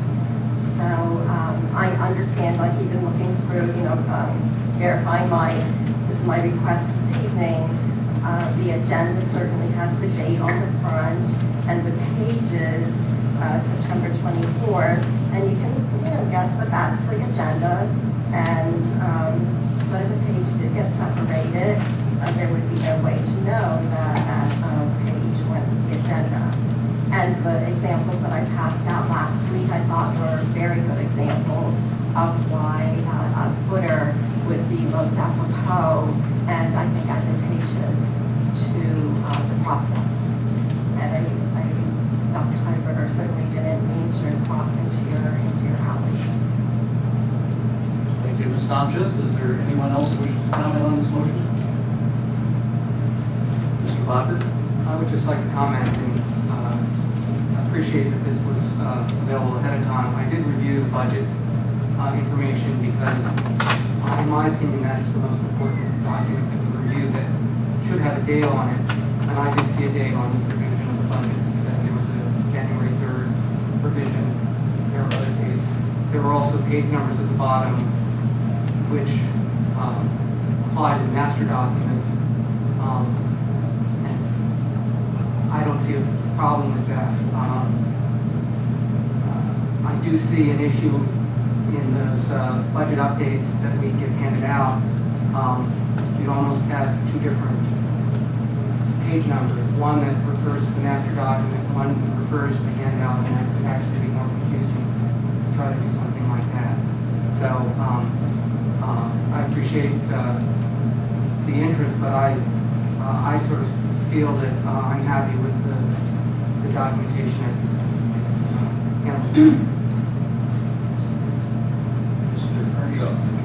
My largest concern with this is its incredibly broad scope, since it says all documents prepared for the school board have this information. So here we have an agenda.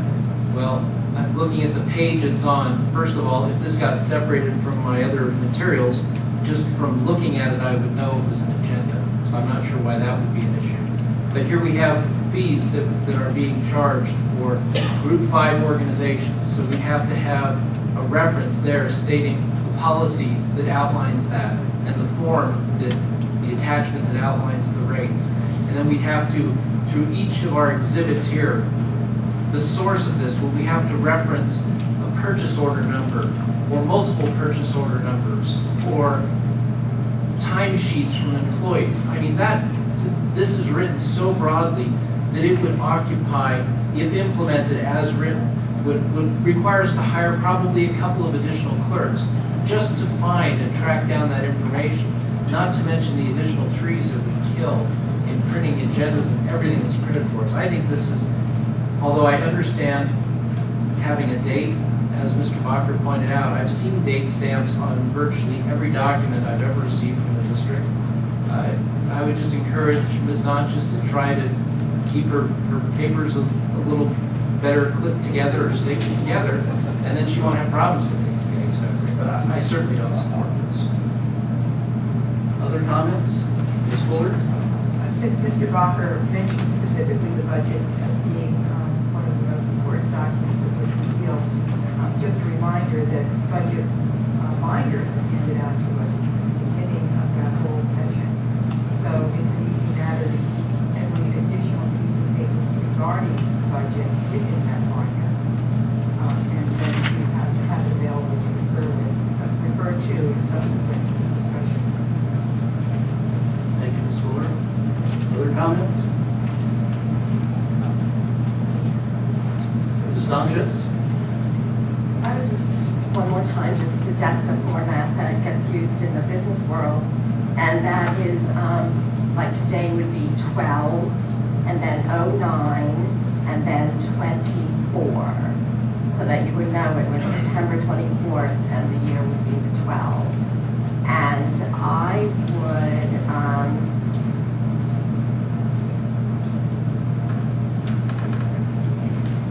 well, no, because as we got our budget book, and you get the budget, and it was like a March issue, and it has Roman numerals 1 through whatever at the bottom, 3-1 and 1, and then 2, and then 3, and then they have 3-27, but there's no date at the bottom of that, or no indication on that page anywhere which version of the budget that is. So I was just really hoping that it could be a simple footer at the bottom that would be indicated when the page was printed out. So if I would even need to amend what I would amend it to, that the date be noted. Are you simply limiting your motion to date? Date and we need either the creator or the office. The solicitor believes that's the same motion. Okay. Even if I took it, the data is provided, include the specific source with the URL out of it. Suppose that would modify it. Because then that would take care of Mr. Earnshaw's concerns about having to look up where the data came from and what the source was and so forth.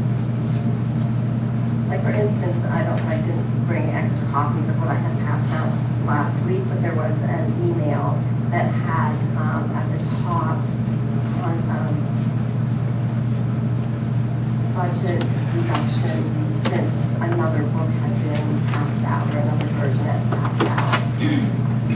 So when I go back and look at that paper, there's no date on that. It was only since the past budget book was passed out. So it could have been a week, it could have been 3 months, it could have been 6 months. So that's why I'm asking for a date, just to clarify when the documents are actually created. Are you proposing that as an amendment? I will propose the amendment. To delete the last sentence? Yes. Is that acceptable to the seconder? Okay, it has been friendly amended to read only the first sentence. Mr. Earnshaw. That addresses the issue that where we would need to hire a couple of extra clerks to compile all this information. I still think, though, that everything that comes to the board is approved by the superintendent. Everything has his office's stamp on it. I also believe that in the East Penn district, we do a lot of collaborative work. There are very few documents, I suspect, which come to us which have not passed through multiple offices here, particularly the business office, the superintendent's office, sometimes the personnel office, sometimes the curriculum office, sometimes student services, to try to track some kind of origin of any particular information in a document. I think the appropriate question, if there is a question on any document, is to go back to the superintendent and ask for clarification. And it's certainly up to him, or if, in the case of a successor superintendent, him or her, to provide that information, since ultimately the superintendent is accountable for whatever comes to the board. I think this is, although I understand the idea of putting dates in it, they put more dates on things I don't have opposition to it, but I certainly don't want to try to memorialize some kind of administrative procedure in the administrative, or in the minutes of this particular agenda. If you want to bring some kind of a policy recommendation, that would be, I think, much more appropriate for addressing this kind of issue, but I doubt I would support it either. Ms. Hyde? I just want to state that I do like the whole date idea. I am with Ms. Donchez when I go through my budget books. Sometimes I'll pull something out of my 3-ring binder, and so I can understand that. I'm not for with where the office it was created in. I feel that we get so much material, and if we're just even looking at this, there's HR in here. So we have so many departments already involved, and I know our policy is to go to, Seal Bertzel and to, Dr. Seidenberger for if we have those questions. So that's the only thing I'm not, I really don't think it's necessary. But the date created, I think that's a simple thing, and I don't even know if it necessarily have to be a motion that we have to do this for. I think that if we would ask for the next budget book to come out with the date on the bottom, I think it would be very doable by the office, and they wouldn't have a problem with that. That's my personal opinion. Thank you, Ms. Hyde. Are there any other comments? I will read the motion again. Mr. Bacher? Could I ask a question? What would be the impact of having a date on, does the administration feel that the date on the bottom of the... I don't need a motion for that, just asking if we can accommodate you. That's my position. Would you be willing to accommodate? Of course. The current motion on the floor is going to read that all documents prepared for the East Penn School Board include identifying information, including but not limited to date created, office in which created, and page number of total of pages. That's what we're voting on now. An aye vote will put this motion into effect. Ms. Bertzel, will you call the roll, please? Mr. Earnshaw. Nay. Mr. Rhodes. No. Ms. Donchez. Aye. Ms. Fuller. Mr. Polifano. No. Mr. Bacher. No. Mr. Stoltz. Aye. Ms. Hyde. No. Mr. Ballard. No. 7 nays, 2 ayes. I did hear Dr. Seidenberger offer to put dates now on the top. We would be happy to work with the board. Thank you. All right, the second motion, also by Ms. Donchez. Ms. Donchez, do you wish to make this motion again? Yes, please. Second? All right. We will now have a commentary by Dr. Seidenberger. Mr. Ballard, I want to take this opportunity, and we did some research, and we want to pass some things out, I want to share with the board. On this one, we wanted to spend a little bit more time. It's a little more, dig a little deeper than just a simple no. When we do stuff like this, one of the things we've learned to do is to look at 3 ways in which we can evaluate this request. 1 on operations, 2nd on cost, and the 3rd on education. And I'll let you make the judgment, but here's what I want to share with you first. We looked at, first of all, we're feeling guilty. Were we doing something wrong, something inadequate? Well, we wanted to look at what 6 other districts were doing, and also 7 generations, and lo and behold, our bill looks very much like those school districts do. So that's the first standard. I don't think we're doing anything inappropriate, any less, any more than what any other school district's doing with their buildings. So I would say, in my opinion, we don't need to drill the bill list down to the detail Mrs. Donchez is requesting. Second standard, we had a conversation with our auditor. We attached a letter from Mr. Gorman.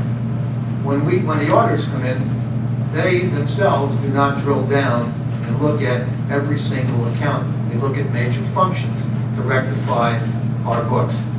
Third thing I want to put forward is the annual the annual financial report. And I think we have a page in the back. And as you can see, that's what we return to the state, absent of the endless string of account numbers. The The state doesn't ask us for that level of detail. So on those three regards, I would say that our recommendation is we don't see any real need for that. Second thing I want to talk about is this time, to with Mrs. Donch's request, it's our humble opinion that we would indeed need additional help in the business office. Now, I'm not going to say I need a full person. I don't know, but I will tell you this, it's my humble opinion that we'll probably need someone at least 2.5 days a week. What does that mean in terms of dollars? I don't know, conservatively about $11,000 to $12,000 a year to employ a part-time person just to put those codes in. Again, so when I look at the cost factor, I don't see the value. Operations, it's not going to do anything for us. Our auditors don't need it. The state doesn't need it. So operations cost, I don't see a value. And certainly for education, this doesn't impact our mission at all. And then the final thing I want to talk about is, you know, the Open Public Records Act is pretty clear. This is not a record that exists. And I think the way the law is set right now, we're under no obligation to create a record that doesn't exist right now. So I think for those reasons, our recommendation would be that this motion be voted down.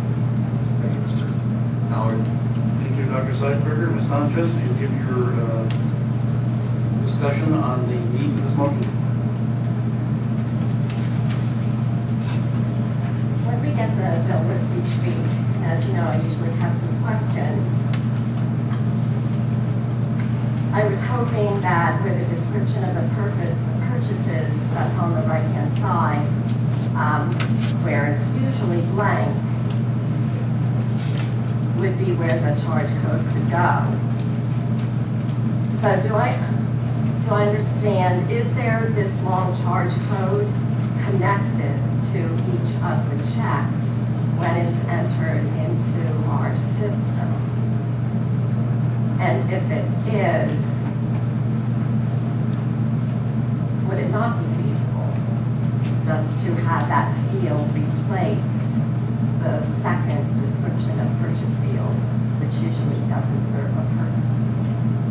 And the reason for this is to oversee, to understand, to know on behalf of the taxpayers, and really, and I know, you know, it's not micromanaging, I'm just overseeing and understanding where taxpayers' monies are spent. And it's interesting for me to see who we, as a district, do business with. And I think that if it's in any way feasible, I actually like the samples here that you gave. There's a lot of supplies and a lot of professional services, and if that code were there, it would be very clear as to what that is. And I like I see this one. I actually like the 7 down because they give the reason. They give the reason for the purpose. There's no accounts in that one at all.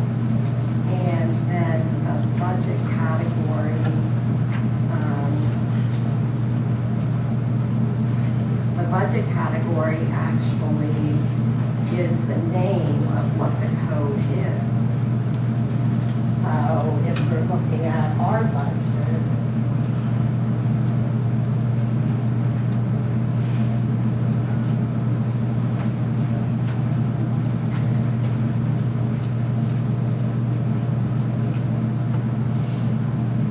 object.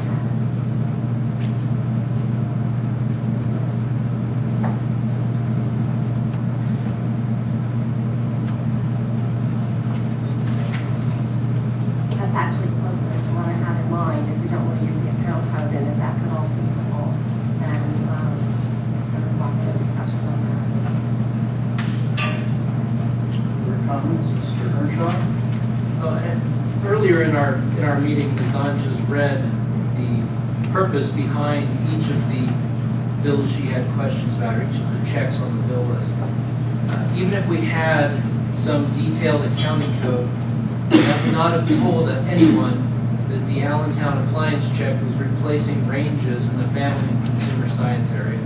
It would not have told anyone that the Tesson-Bossert program was for Dr. Michael Fallon's program on issues of race, discrimination, violence, and so on.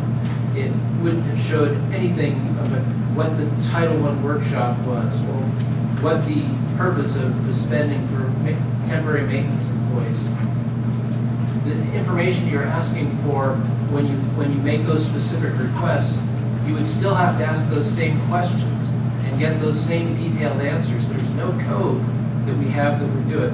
The second point, if I look at our current bill list, several of these have two descriptions of purchases. That's because to conserve district resources, because checks cost money to print and they cost money to process and bank fees, they combine multiple accounts into a single check, as is typically done by businesses everywhere.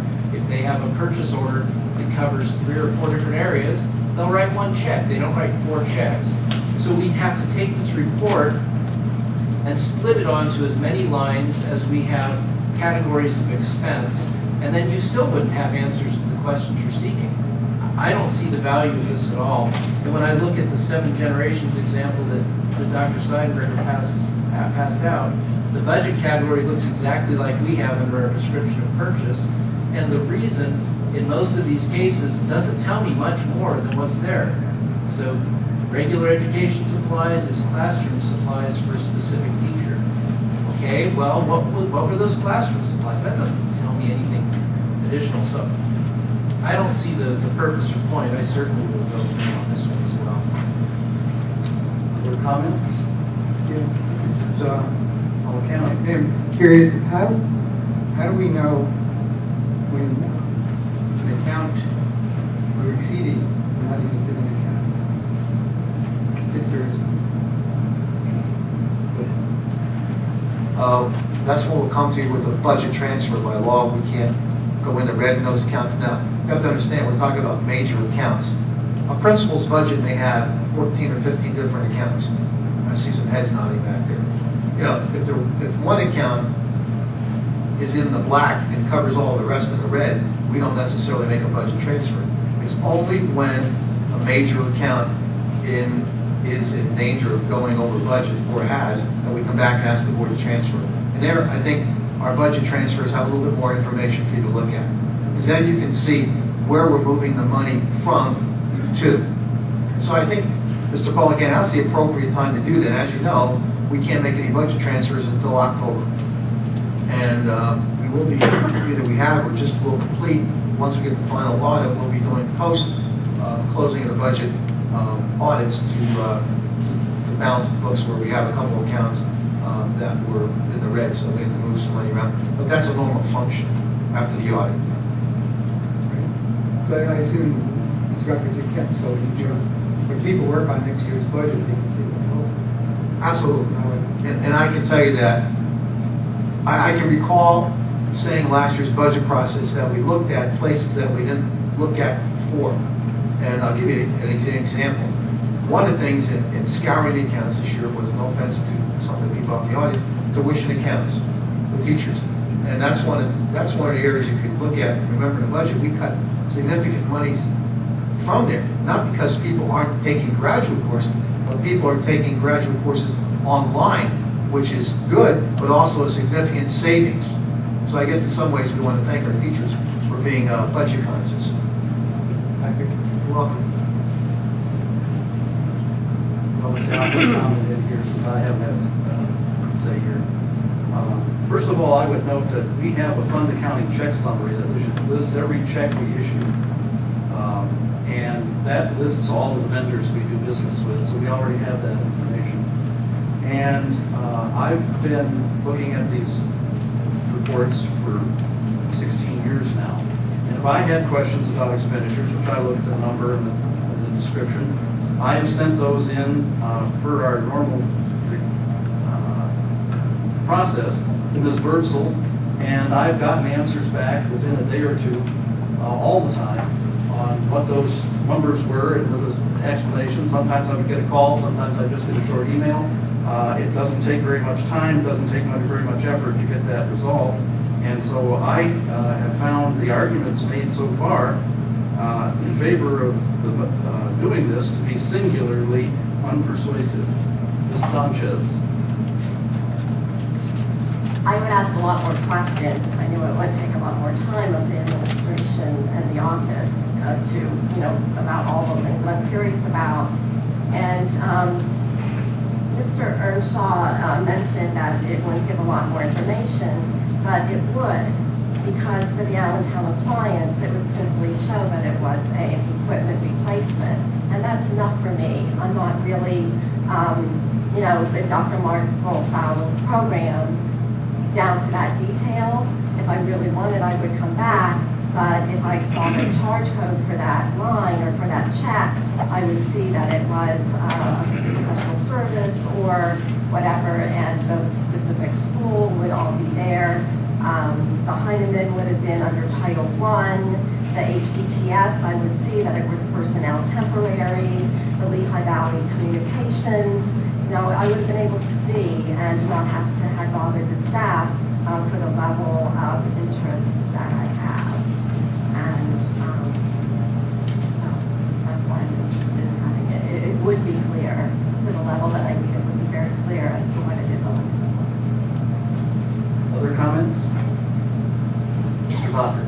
I just happened to notice that the Allentown appliance does say non-capital equipment replacement to the existing description. So, if that was enough, I mean, I understand wanting to get more information, but I don't see that. I would much rather have the text description, the English description, than a number. And I think I'm happy with the information provided. With the understanding that if I have additional questions, I'm glad to hear the numbers, the information forthcoming. Any other comments? Motion that's on the floor is to provide us additional information. An aye vote requests the administration to provide it. A no vote keeps it as it is. Ms. Spurzel, will you call the roll, please? Ms. Fuller. Mr. Earnshaw. Nay. Mr. Rhodes. No. Ms. Sanchez. Aye. Mr. Policano. No. Mr. Bachman. No. Mr. Stoltz. Aye. Ms. Hyde. No. Mr. Ballard. No. 7 days, 2 Okay. Mrs. Bell? Before we go on to the next item, may I have a motion for a short recess? All right. This will be a longer discussion and it might be nice to do We can have a break at the time that I finish my statement. All right. Because I have to make a statement here, and it is important that people listen, even though I apologize for its length, because it was necessary for me to do a very complex analysis on this situation and determine what to do next. It's truly, and pardon me for reading from notes, but I need to cover these very exactly and to some exactitude. It is truly ironic that we are having this discussion with Ballard, point of order. We haven't had a motion. I'm aware of that. You need to listen to what I'm going to say before you raise your point of order, Mr. Shaw. Because this bears on the fact that I think I will then state it. This motion is still improper at this particular point and will not be brought up until such time as the board has received a written report from the review committee as required by our policy, number 109, and I'll get into that as I finish this statement. It is truly ironic that we are having this discussion with Banned Book Week starting next week. Before going further, I think we need to start with some facts. The district has a process for challenging all curriculum material. That process is contained in Policy 109, written in 1987 and last revised in 1991. The form for presenting a challenge is Form 109 ATT, Citizens Request for Reconsideration of Library or Curriculum Materials. By policy, the way to remove challenged curriculum material is through this form. There is a process called weeding mentioned in the policy, but that is only for librarians removing materials which have outlived their usefulness. Materials specified in the curriculum have not outlived its usefulness. Number two, the process outlined in Policy 109 requires a complaint form to be submitted to the superintendent's office and requires that a written response to the complaint be made if the complaint is not resolved informally, and a specific formal recommendation by a review committee is to be made to the board in that case. Point 3, there are from 15 to 25 books from which students may choose from any summer reading list. There are no requirements to read any particular book on any list. Number 4, all summer reading brochures contain the following language, quote, some selections are focused toward mature readers.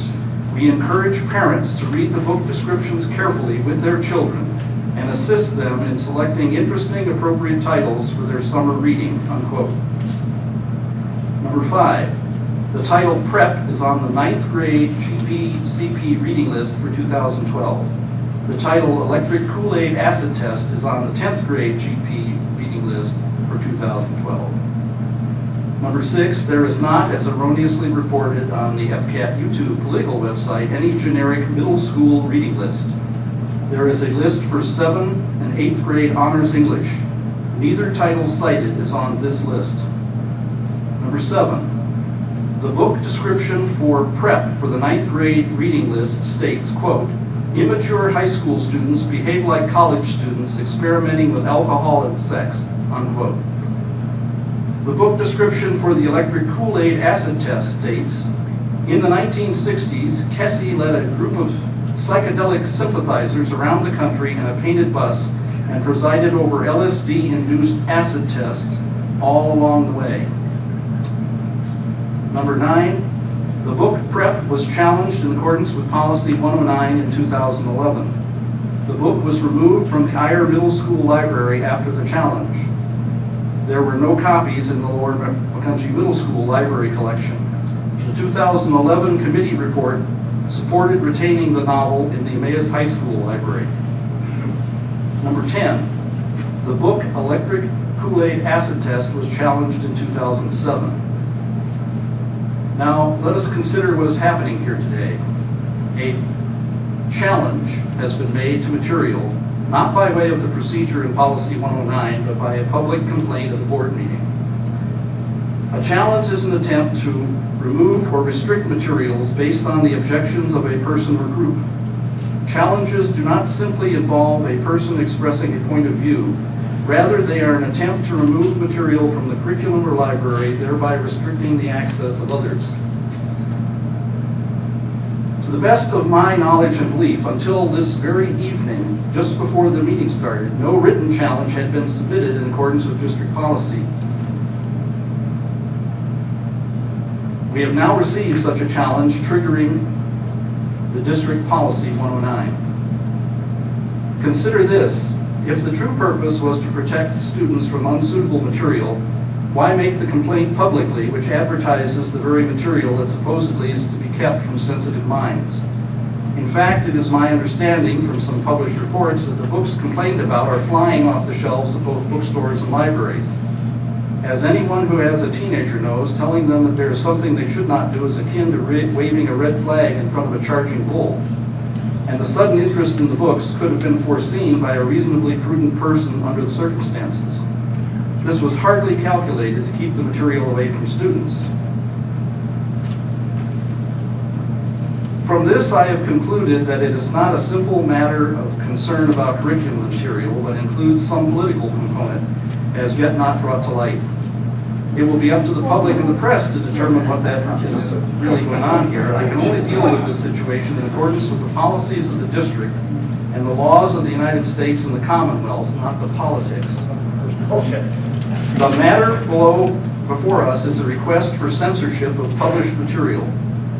Nearly all people wanting to censor material appear to believe that they can recognize evil and they can and must protect other people from it. Books have been known to challenge accepted social norms of their time. Books with explicit sex, whether throughout or just in part, are often seen as cases of deviation from these norms. Because of the challenge to norms, censors often want to protect children for exposure to such books. The censor can also look at these books as attacks on religion or religious faith. Many censors believe that it is the role of the school to support certain values or beliefs, particularly those the censor holds. A censorship challenge begins with a complaint about specific reading materials. The goal of the challenger is to inform that the materials in question are unacceptable. In some cases, the challenger may assume that everyone will immediately agree that the materials are not appropriate and should not be in the reading list. Now here's the part that becomes sticky for the board. In the United States, under the First Amendment, no government agency can take on the role or has the right to restrict or suppress legally protected expressions of ideas. In addition, as the Supreme Court stated in 1943, the 14th Amendment, as now applied to the states, protects the citizens against the state itself and all of its creatures, boards of education not accepted. And this is a quote from the Supreme Court. These have, of course, important, delicate, and highly discretionary functions, but none that they may not perform within the limits of the Bill of Rights, that they are educating the young for citizenship as reason for scrupulous protection of constitutional freedoms of the individual, if we are not to strangle the free mind at its source and teach youth to discount important principles of our government as mere platitudes. This was Supreme Court Justice Robert Jackson writing for the majority in West Virginia State Board of Education versus Burnett. While today's courts appear to be allowing schools broad discretion with respect to curriculum materials, methods, and programs, there are limits to this discretion. It is not permissible to promote narrow political or ideological views. School boards must basically respect due process rights of both students and teachers. Thus, the Supreme Court has given guidance that the use of, quote, established, regular, and facially unbiased procedures for the review of controversial materials, unquote, provides a basis for resolving challenges both locally and when need be in the courts. According to NSBA Deputy General Counsel Gwendolyn Gregory, a school board might win a case legally, but, quote, lose it in the court of public opinion. She urges officials to, quote, keep a distance, unquote, from their personal beliefs and concentrate on what is, quote, educationally sound, unquote. Quote, you can't avoid lawsuits, Gregory says, but you can avoid losing them. To avoid losing lawsuits, school boards need to have a procedure to get to the real facts in each situation. Listen to people's complaints, follow up, don't accept as truth the conclusion of others, understand where they are coming from, and investigate. From one point of view, we have to act as gatekeepers when we select material for use in schools.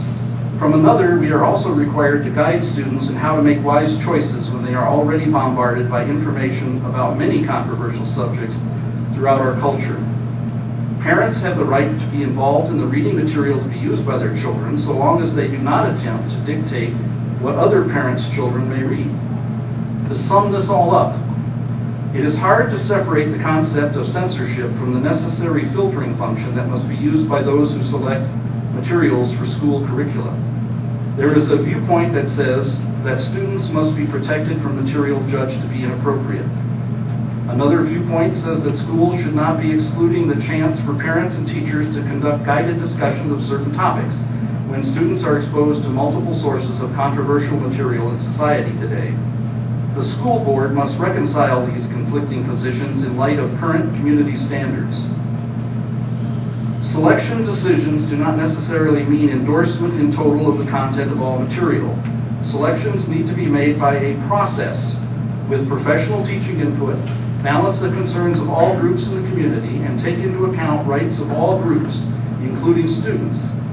I believe that this is the type of process that is embodied in our policy, number 109. Rights are not absolute.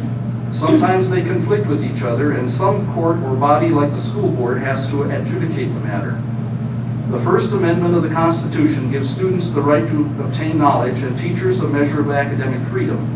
But there's also a well-established body of law that says parents have a right to control or protest in some measure material they consider detrimental to their children or that are unsuitable for students in general.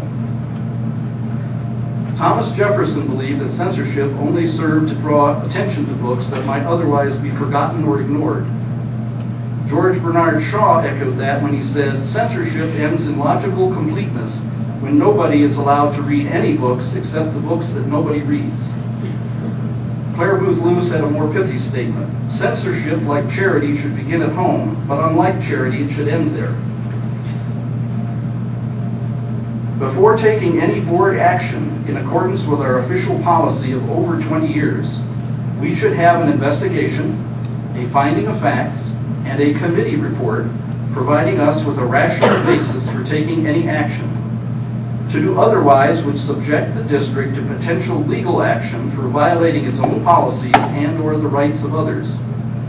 Since policies are the rules of this assembly, as the chair of this group under Robert's Rules of Order, I am dismissing Mr. Stoltz's motion as improper until the requirements of Policy 109 have been met. Until the board has received the committee report on challenged material as required by Policy 109, the motion is improper and is null and void and will not be discussed. The definition of an improper motion in Robert's Rules of Order, as paraphrased, is any motion that runs counter to the rules of a group or organization is improper. It is also improper to make motions that conflict with the U.S. Constitution or state constitutions or with national, state, or local laws. Therefore, there will be no further discussion on this motion until a report, which is now going to be generated because of the request we have received under Policy 109 for review of the material, is submitted to the board. I move to appeal the decision of the chairman. That's fine. Was that a second? That's fine. I would point out that this is a privileged motion, and it has a component that you may not be aware of. Under this motion, the chairman is required to speak first and last before that motion is voted upon. So I will speak now, and it'll be fairly simple for the first part of this. I've tried to outline for you that we have a very serious constitutional law issue involved here. The Supreme Court has already ruled that school boards have no right to censor material unless they use a process that is facially unbiased and reviews all of the educational benefits and objections to this under the same criteria. We have already received letters from at least, depending on how you count it, 1 or 7 national organizations, plus another one tonight that we received in our packets, indicating some of those same concerns. So we need to follow our policy. Our policy is very clear. It has a process. It's been in place for 20 years. Trying to overthrow that on an instantaneous motion would be grounds for considering that you have not produced a process that is facially neutral and that you have not reviewed the required material necessary to make such a decision. I personally am in the position of being responsible for stopping this organization from becoming involved in unnecessary lawsuits. We have a process. We should follow that process. The process could lead to exactly whatever some people want or some people don't want, but whatever it is, it can lead to that if we have the information that our policy says we should gather before performing the function. So if somebody wants to propose negating the policy, then be aware that's the slope you're headed down. Now we'll turn it over for other comments. Mr. Ballard, do we have the opinion of the solicitor on the parliamentary? Now can I request that the chair? Yes, you can. Would We'll now take a 5-minute recess.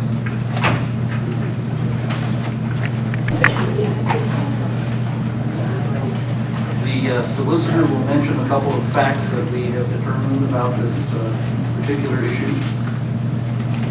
The chair is actually correct. Number one, it is debatable. Number two, the chair gets the first to talk in if it wants to. The chair can make a rebuttal. You go one go around. That is Robert's rules, and I didn't know. I've been educated as well. But I think it's also important to understand exactly what you're debating. What you're debating is not the underlying issue, whether the books should be removed from the optional reading list. What you're really supposed to be debating is whether or not you should be, the motion can even be entertained tonight. It may sound kind of strange, but that's really the limited issue. And for board's information, anybody in the public who may not be aware, the school district does have a policy 109, which talks about resource materials. And included in that policy are a couple of things that may help guide you in your debate, which includes the following statement that the responsibility for the selection of instructional materials to be used by the district is delegated by the board. Would you care using the microphone, please? Not so loud, I can't believe you can't hear me. Please, thank you. Included in policy 109 are a few things that are of importance. Number one, it says that the responsibility for the selection of instructional materials to be used in the district is delegated by the board to professionally trained personnel employed by the district. So that's number one. And number two, there is a process which allows for any member of the community to make who wishes to offer a formal written inquiry concerning any written specific instructional material. And that if such a written inquiry is made, the process requires that it be referred to a committee. And the committee includes the assistant superintendent who chairs the committee. It includes the appropriate supervisor and or teacher, a librarian, a building administrator, a board member, and 2 members from the general public. And after that committee takes a review, it is required to issue a written response to that inquiry and makes a specific recommendation to the board, which means that it would comes back before the board to either accept or reject that recommendation. I have now confirmed, and I did not know this, but there actually was a member of the community has indeed submitted a written inquiry this evening. That indeed has happened. So were you to follow board policy, it'll now go through the process of being reviewed by this committee and then come back before the board. So what I'm trying to remind you is there is a process. Really what you're limited tonight is not the underlying issue. That apparently is coming back to you. If it's not resolved after the committee makes its written response, but you're really debating whether or not you should eventually entertain the motion that's listed on the agenda for tonight. If that makes sense to you. Okay? I've had my say on the particular subject matter. Now, each get one shot. Mr. Stoltz. I would like to start off by asking the solicitor if he agrees with Mr. Ballard's contention that the motion is the problem. If I agree that he believes, you have board policy, and board policy sets forth a certain sequence of events. If you intend to follow board policy, then you would not entertain the motion tonight.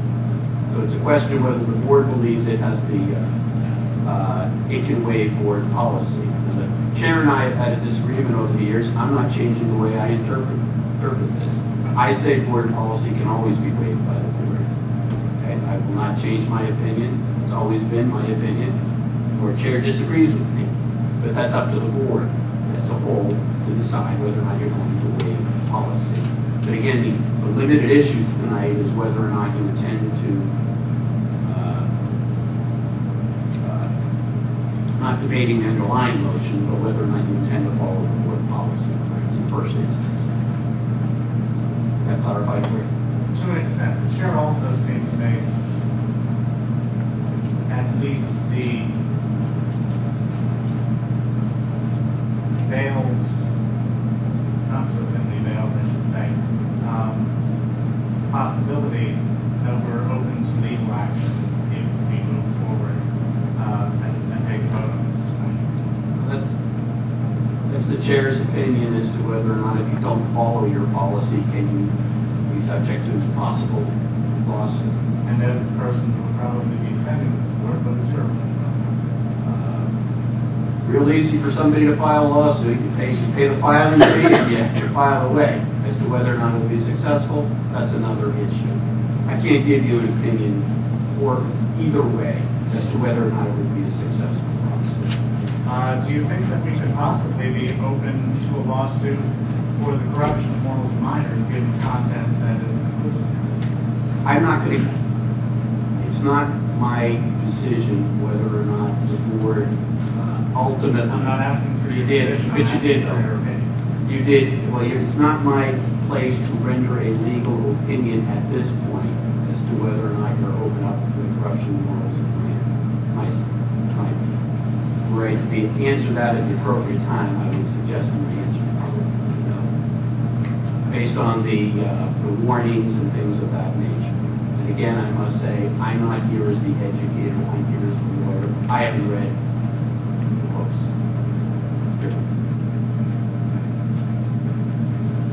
Are you finished with your statement yet, Mr. Gold? No. I'm just getting warmed up. I can't fathom how anyone could believe that simply not including this on the suggested summer reading list is censorship. This isn't a motion to pull it from the libraries. This isn't a motion to suggest that we ban it from the community and prevent anyone from reading this. Heck, I'm aware that children see, worse things on the internet. I'm not naive. I was in high school 6 years ago. This isn't censorship. This is common sense that a government body should not be recommending explicit sexual content to minors, to 14, 15, and 16-year-old students. The question is whether or not the motion is about following policy or not about the underlying motion. Okay. So you need to speak to the... Well, Mr. Ballard, one of your contentions was that this is censorship, and I'm refuting that contention. I did not state anything about this is censorship. I described several... Well, let's go on. You just finish about not speaking to the motion tonight.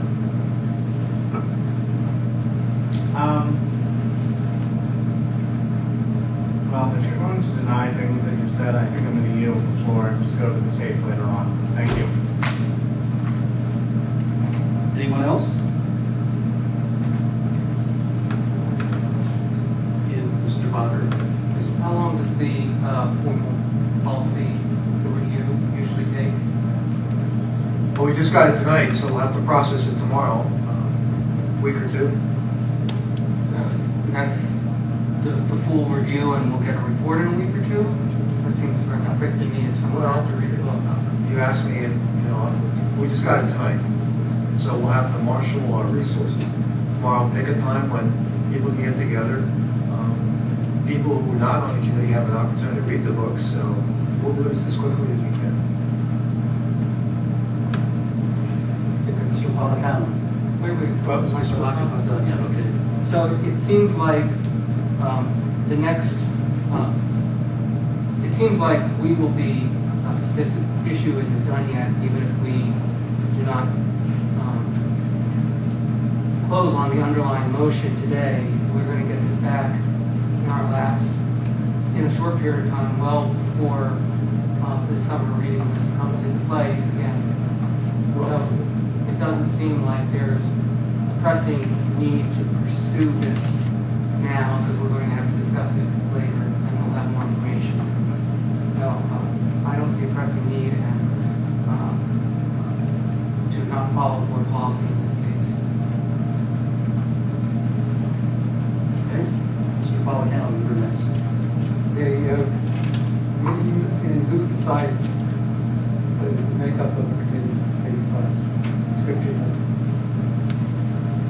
understanding by listening. Well, I think you had a, so, Yes, go ahead. I think you had a description of all in the committee. Yeah, we know. Okay.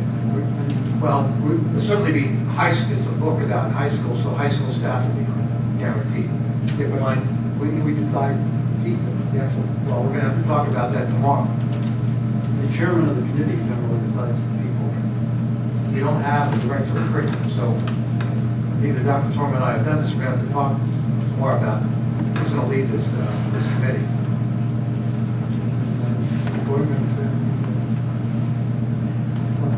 We will solicit board member participation.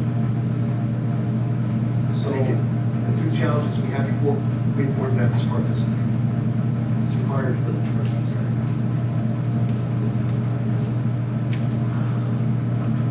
Ms. Donchitz. How are members of the public hosted?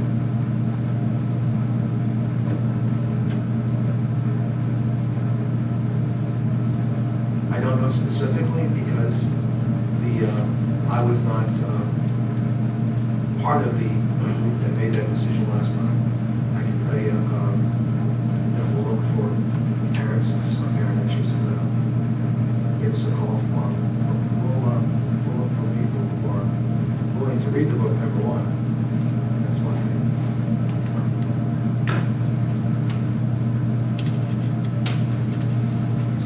Mr. Rhodes.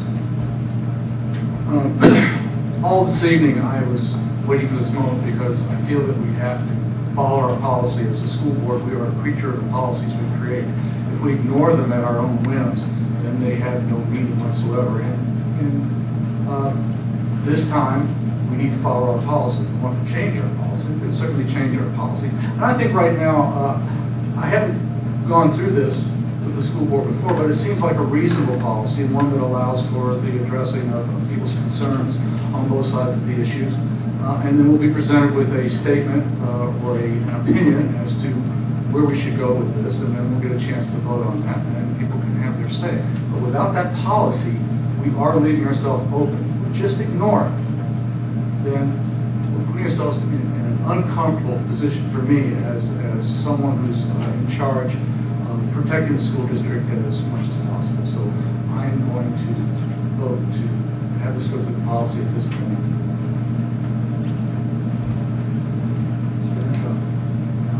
One correction to, at least to Mr. Ballard's comments. He says we don't require students to read any specific book.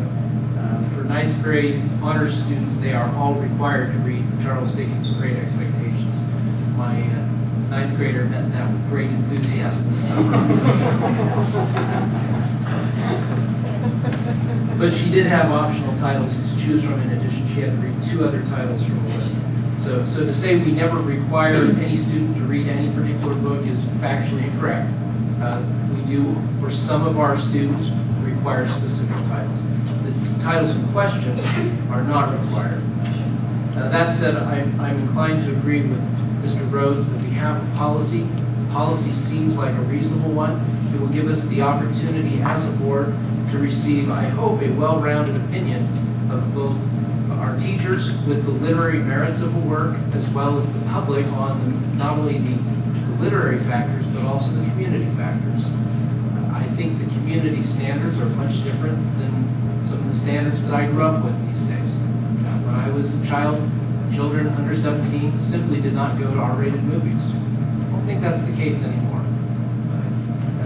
I remember my mother saying that when she was a kindergarten teacher, her students coming in and saying, "Oh, we saw a movie last night with my mom." "Oh, what was it?"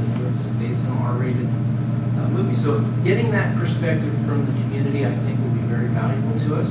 I hope we'll have a balanced treatise from the committee. It gives us a nuanced view of it instead of sound bites. I have not read the works in question, so I'm looking forward to hearing from people who have read the works and are willing to weigh it in its entirety instead of from a single page excerpt. So I will be in favor of allowing the committee to do its work and giving us a more full understanding of the ramifications of open. Any other final comments?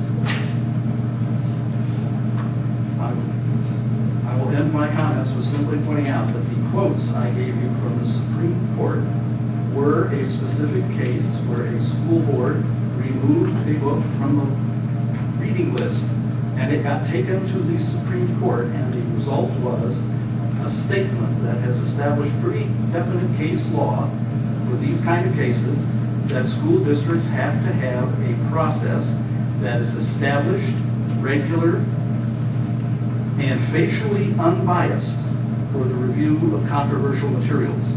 That is not a motion made on the floor without any of that review. That's all I'm going to say.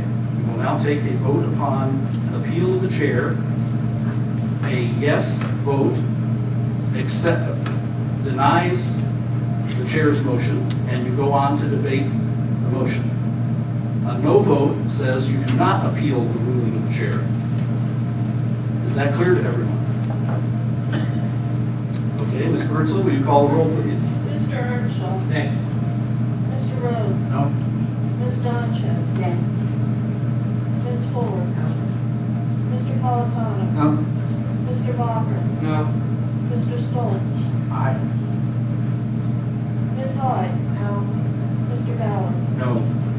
8 nays, 1 aye. All right, we will proceed on to the last item under unfinished business, which is the motion of Mr. Stoltz. Do you wish to make that motion again? So moved. Is there a second? Aye. All right. Dr. Seidenberger, would you comment on this motion, please? Again, another interesting motion. I can just tell you that I sit on boards of several organizations, and I think everybody knows here, I'm Vice President of the Middle States Association of Colleges and Schools. And Hillel Levinson is our Executive Vice President. And about once a week I get a memo from Hill with an update.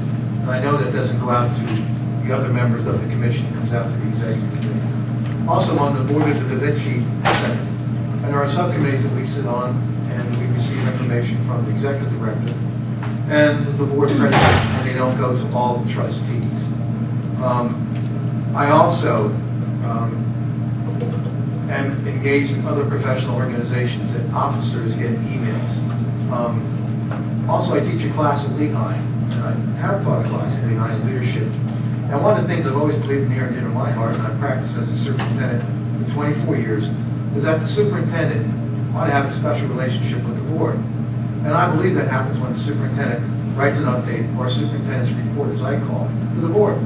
There are certain pre-decisional information that the board may need to help them with the decision. There's certainly background information. And I certainly am in the business long enough to know what the difference is between a member of the board and a communication with the public. I think they're very different audiences. I really do. I sincerely believe that.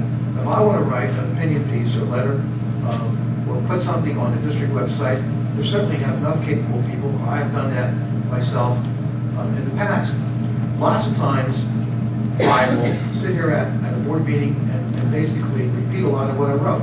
But still, I reserve the right to do that. And I reserve the right to write a superintendent report.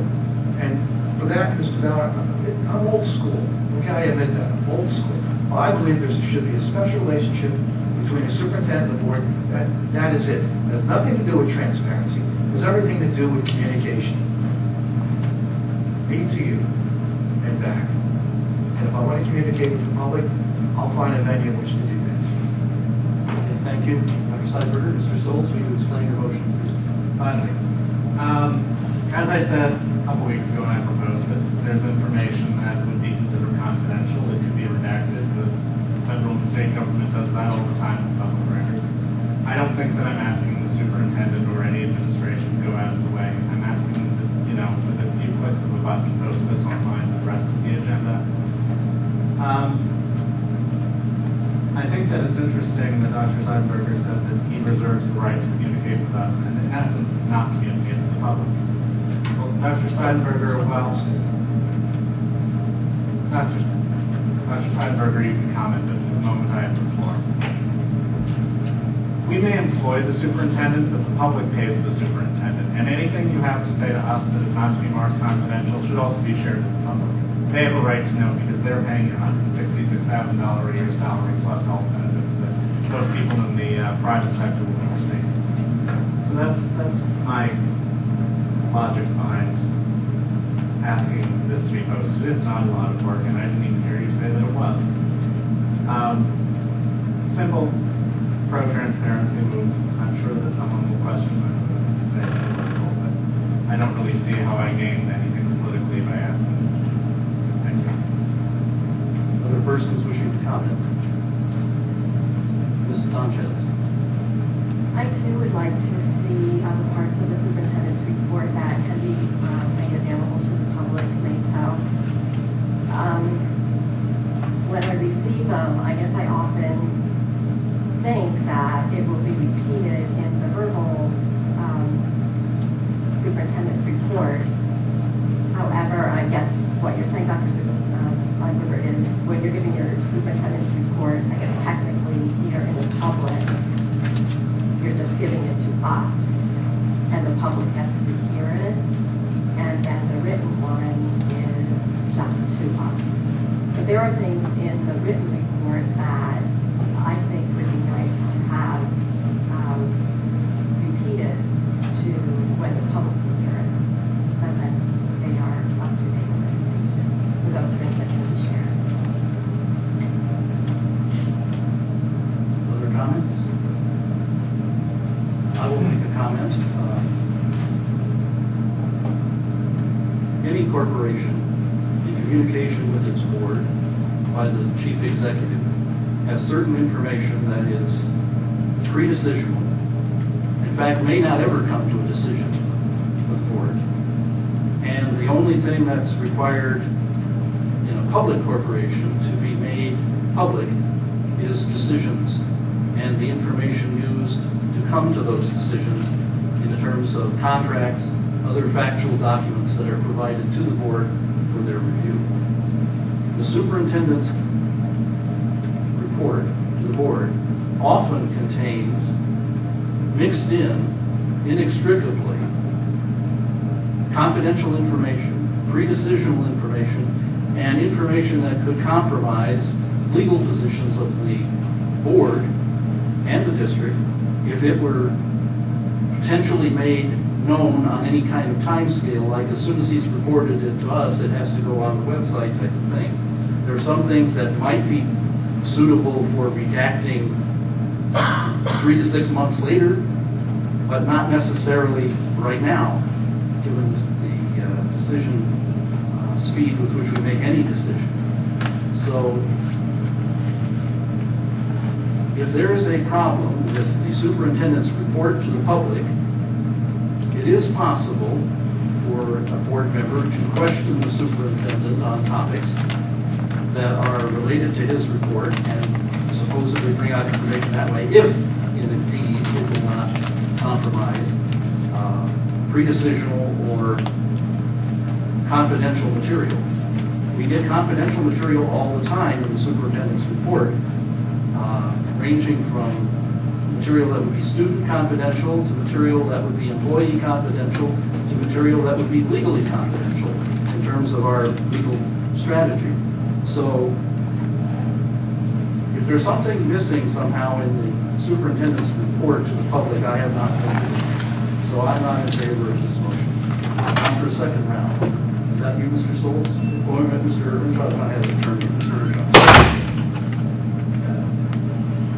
One of the challenges we have with any communication we get is that the superintendent can speak to the board in jargon.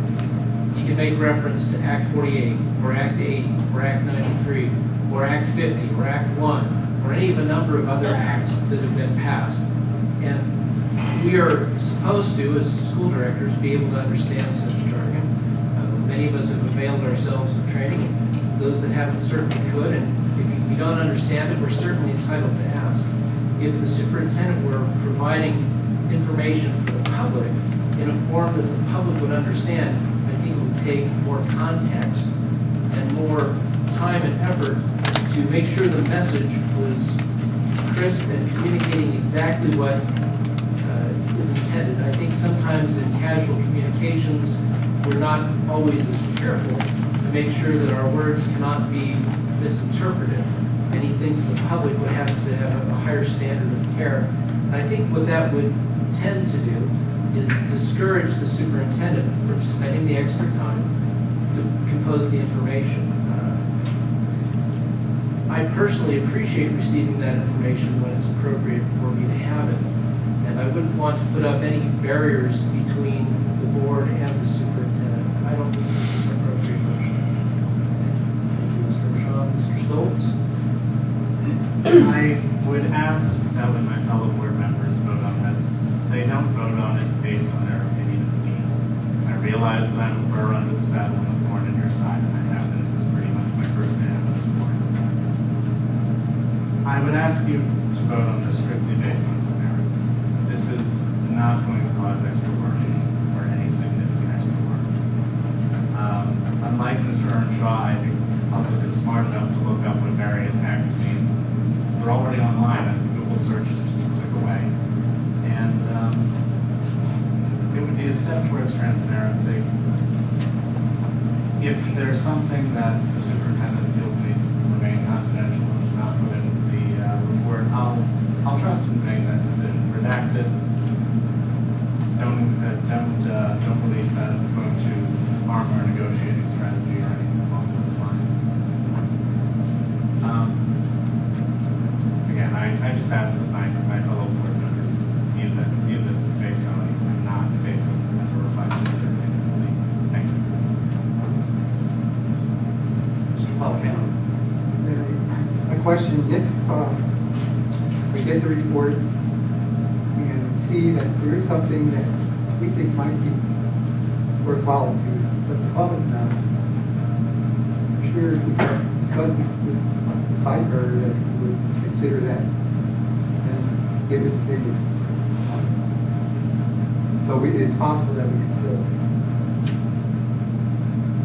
I'm always open to that, Mr. Cole. You know that. I will make one other observation before we go to the vote. That is that it is very difficult to maintain communication between a CEO and a board when you have to prepare one set of messages for the board and one set of messages for the public. The natural tendency over a period of time will end up being preparing one set of messages and leaving out, in many cases, or shortening or hinting around some of the candid material that appears in Dr. Seidenberger's current report to the board about certain internal issues and matters that the board needs to be aware of. For example, without naming any particular situation, it is possible for an employee situation to develop which might require a hearing before the board. And the confidential memorandum might tell us that we might be required to have this meeting.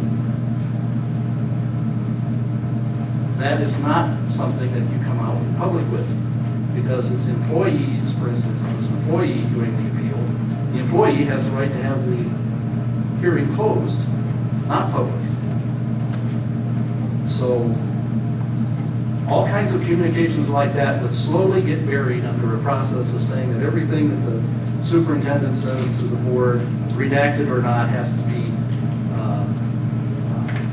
subject to somebody making a decision what to redact and what not, put it up on the website. It just goes against communications principles internally. It goes against practical human organizations. We, contrary to some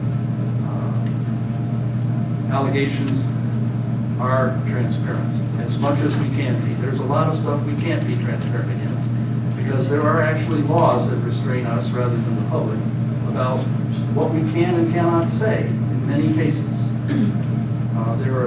A board member could disclose information that could put that board member into threat of a federal criminal offense from knowledge that the board may have.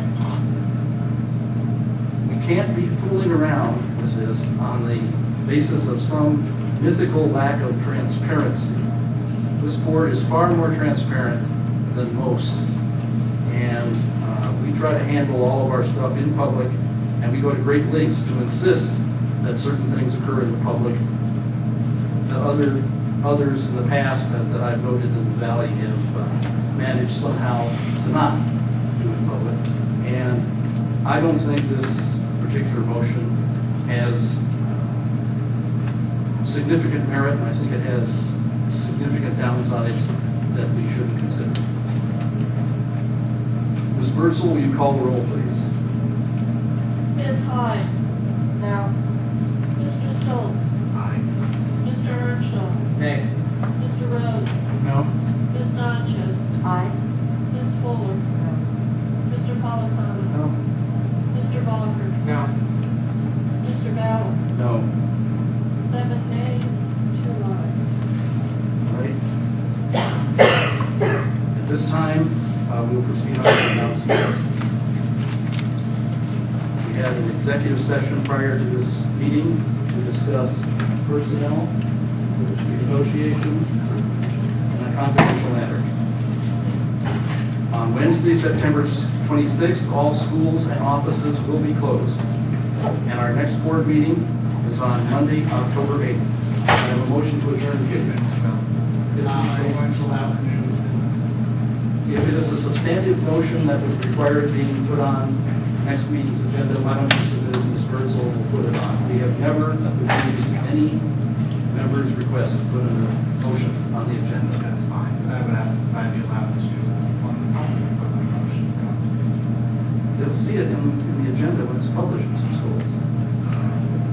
There really is no end to the lengths that you'll go to try to prevent the public from knowing what's going on at these meetings. Mr. Stoltz, you are casting aspersions on members of the board. Oh, you cast aspersions on me all the time, Mr. Mr. Stoltz, you will please refrain. If you want to make a motion, go ahead. I will declare it improper because the public hasn't had a chance to review it. And then it will be on the agenda. The only notice of it will be on the agenda for most people. Go ahead and make your motion. I move that the East Penn School Board of Directors direct the administration to prepare a report on webcasting board meetings. The motion is improper. It will be on the agenda for the next meeting under unfinished business. Any other? Ms. Sanchez. I have a question. When will the revenue expenditure budgets be prepared, the ones to the end of the year, and the general fund budget, like the kind of the wrap up of the past year and the budget books? When the audit is finished, when we get the auditor's report. That's something Mr. Roman will get. Any other questions? Okay, a motion to adjourn. Second. All those in favor? Aye. Meeting is adjourned.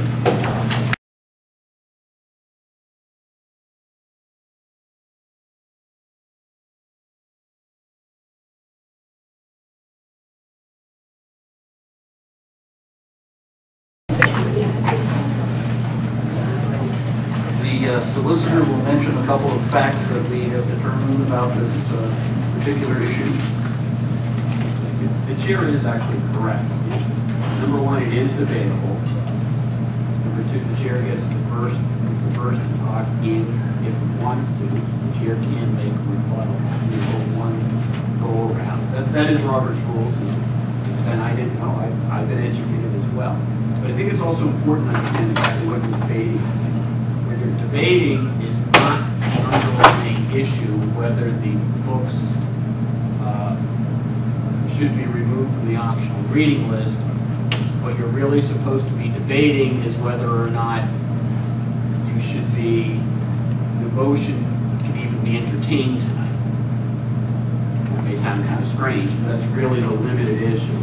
And for board's information, anybody in the public who may not be aware, the school district does have a policy 109, which talks about resource materials. And included in that policy are a couple of things that may help guide you in your debate, which includes the following statement that the responsibility for the selection of instructional materials to be used by the district is delegated by the board. Would you care using the microphone, please? So loud, I can't believe you can't hear me. Please, thank you. Included in policy 109 are a few things that are of importance. Number one, it says that the responsibility for the selection of instructional materials to be used in the district is delegated by the board to professionally trained personnel employed by the district. That's number one. And number two, there is a process which allows for any member of the community to make who wishes to offer a formal written inquiry concerning any written specific instructional material. And that if such a written inquiry is made, the process requires that it be referred to a committee. And the committee includes the assistant superintendent who chairs the committee. It includes the appropriate supervisor and or teacher, a librarian, a building administrator, a board member, and 2 members from the general public. And after that committee takes a review, it is required to issue a written response to that inquiry and makes a specific recommendation to the board, which means that it comes back before the board to either accept or reject that recommendation. I have now confirmed, and I did not know this, but there actually was a member of the community has indeed submitted a written inquiry this evening. That indeed has happened. So were you to follow board policy, it'll now go through the process of being reviewed by this committee and then come back before the board. So what I'm trying to remind you is there is a process. Really what you're limited tonight is not the underlying issue. That apparently is coming back to you. If it's not resolved after the committee makes its written response, but you're really debating whether or not you should eventually entertain the motion that's listed on the agenda for tonight. If that makes sense to you. Okay, I've had my say on the particular subject matter. Now, each get one shot. Mr. Stoltz. I would like to start off by asking the solicitor if he agrees with Mr. Ballard's contention that the motion is a problem. If I agree that he believes, you have board policy, and board policy sets forth a certain sequence of events. If you intend to follow board policy, then you would not entertain the motion tonight. So it's a question of whether the board believes it has it can waive board policy. And the chair and I have had a disagreement over the years. I'm not changing the way I interpret this. I say board policy can always be waived by the board. Okay? I will not change my opinion. It's always been my opinion. Or chair disagrees with me. But that's up to the board as a whole to decide whether or not you're going to waive policy. But again, the limited issue tonight is whether or not you intend to, not debating the underlying motion, but whether or not you intend to follow the board policy in the first instance. Does that clarify for you? To an extent, the chair also seemed to make at least the veiled, not so thinly veiled, I should say, possibility that we're open to legal action if we move forward and take a vote on this tonight. That's the chair's opinion as to whether or not if you don't follow your policy, can you be subject to a possible lawsuit. And as the person who would probably be defending this board, what is your opinion? Real easy for somebody to file a lawsuit. You pay the filing fee and you have to file away. As to whether or not it will be successful, that's another issue. I can't give you an opinion or either way as to whether or not it would be a successful lawsuit. Do you think that we could possibly be open to a lawsuit for the corruption of morals of minors given content that is included? I'm not going to, it's not my decision whether or not the board ultimately. I'm not asking for your decision, but I'm you asking did. for your opinion. You did. Well, it's not my place to render a legal opinion at this point as to whether or not you're open up to the corruption and morals of man.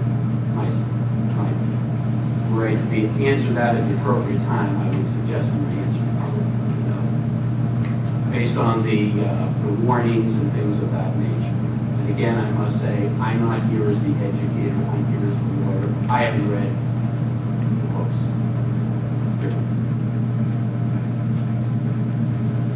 Are you finished with your statement yet, Mr. Wolf? No. I'm just getting warmed up. I can't fathom how anyone could believe that simply not including this on the suggested summer reading list is censorship. This is the motion to pull it from the libraries. This is the motion to suggest that we ban it from the community and prevent anyone from reading this. Heck, I'm aware that children see, worse things on the internet. I'm not naive. I was in high school 6 years ago. This isn't censorship. This is common sense that a government body should not be recommending explicit sexual content to minors, to 14, 15, and 16-year-old students. The question is whether or not the motion is about following policy or not about the underlying motion. Okay. So you need to speak to the... Well, Mr. Ballard, one of your contentions was that this is censorship, and I'm refuting that contention. I did not state anything about this is censorship. I described several... Well, let's go on. You just finish about not speaking to the motion tonight.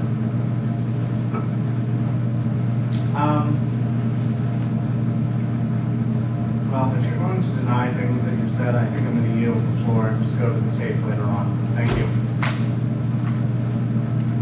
Anyone else? Mr. Bonner. How long does the formal policy review usually take? Well, we just got it tonight, so we'll have to process it tomorrow, a week or two. That's the full review, and we'll get a report in a week or two? That seems not quick to me if someone has to read the book. You asked me, and we just got it tonight, so we'll have to marshal our resources tomorrow. Pick a time when people can get together. People who are not on the committee have an opportunity to read the book, so we'll do this as quickly as we can. Mr. Policano. Wait. Well, was Mr. Policano done yet? Okay. So it seems like the next, it seems like we will be, this issue isn't done yet, even if we do not close on the underlying motion today. We're going to get this back in our laps in a short period of time, well before the summer reading list comes into play again. So it doesn't seem like there's a pressing need to pursue this now, because we're going to have to discuss it later and we'll have more information. So I don't see a pressing need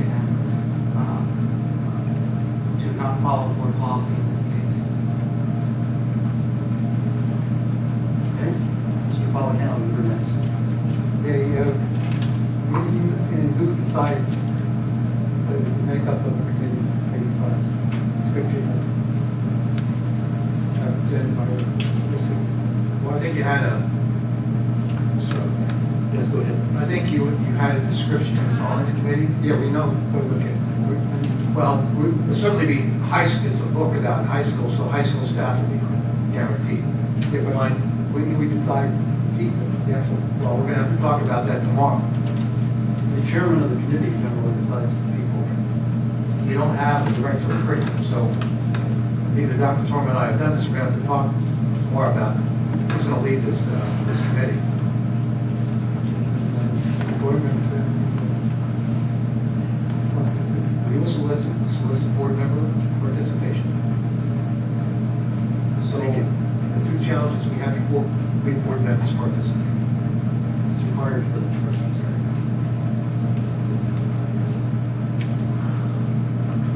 Ms. Sanchez. How are members of the public present?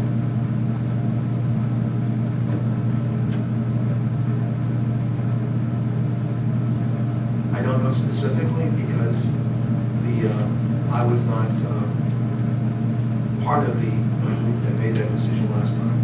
I can tell you that we'll look for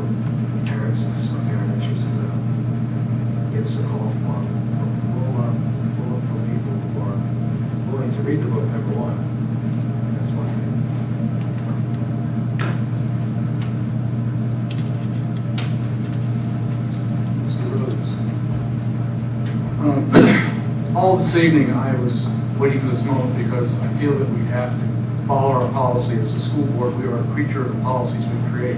If we ignore them at our own whims, then they have no meaning whatsoever. And this time, we need to follow our policy. If we want to change our policy, we can certainly change our policy. And I think right now, I haven't gone through this with the school board before, but it seems like a reasonable policy and one that allows for the addressing of people's concerns on both sides of the issues.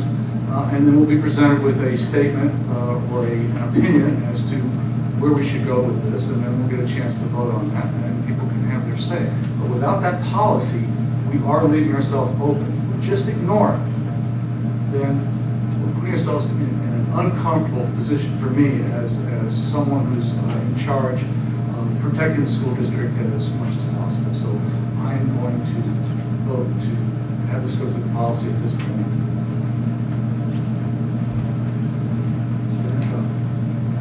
One correction to, at least to Mr. Ballard's comments. He says we don't require students to read any specific book. For ninth grade honors students, they are all required to read Charles Dickens' Great Expectations.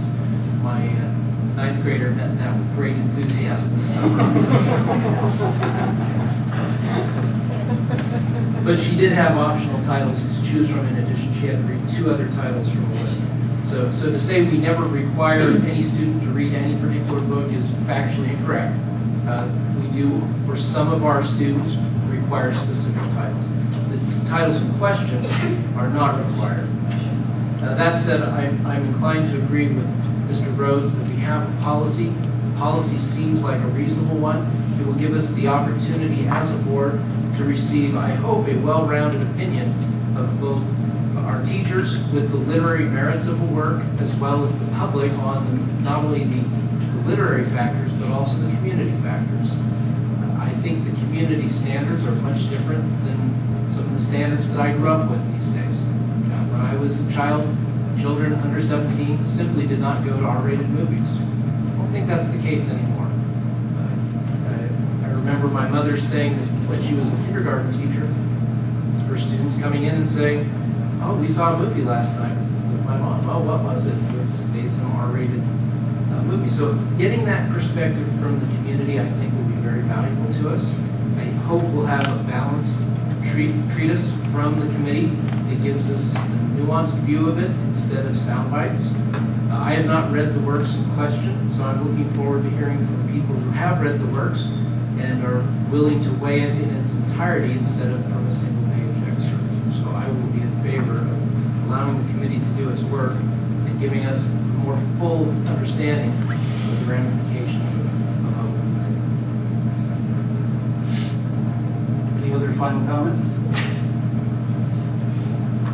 I will end my comments with simply pointing out that the quotes I gave you from the Supreme Court were a specific case where a school board removed a book from the reading list, and it got taken to the Supreme Court, and the result was a statement that has established pretty definite case law for these kind of cases, that school districts have to have a process that is established, regular, and facially unbiased for the review of controversial materials.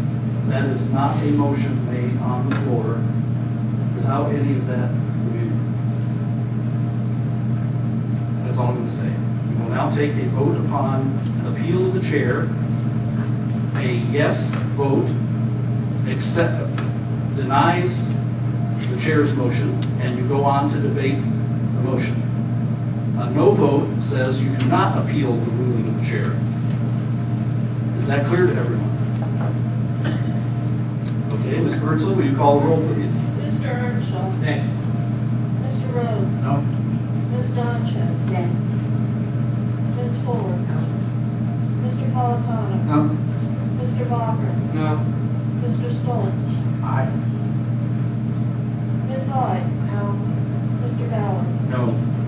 8 nays, 1 aye. All right, we will proceed on to the last item under unfinished business, which is the motion of Mr. Stoltz. Do you wish to make that motion again? So moved.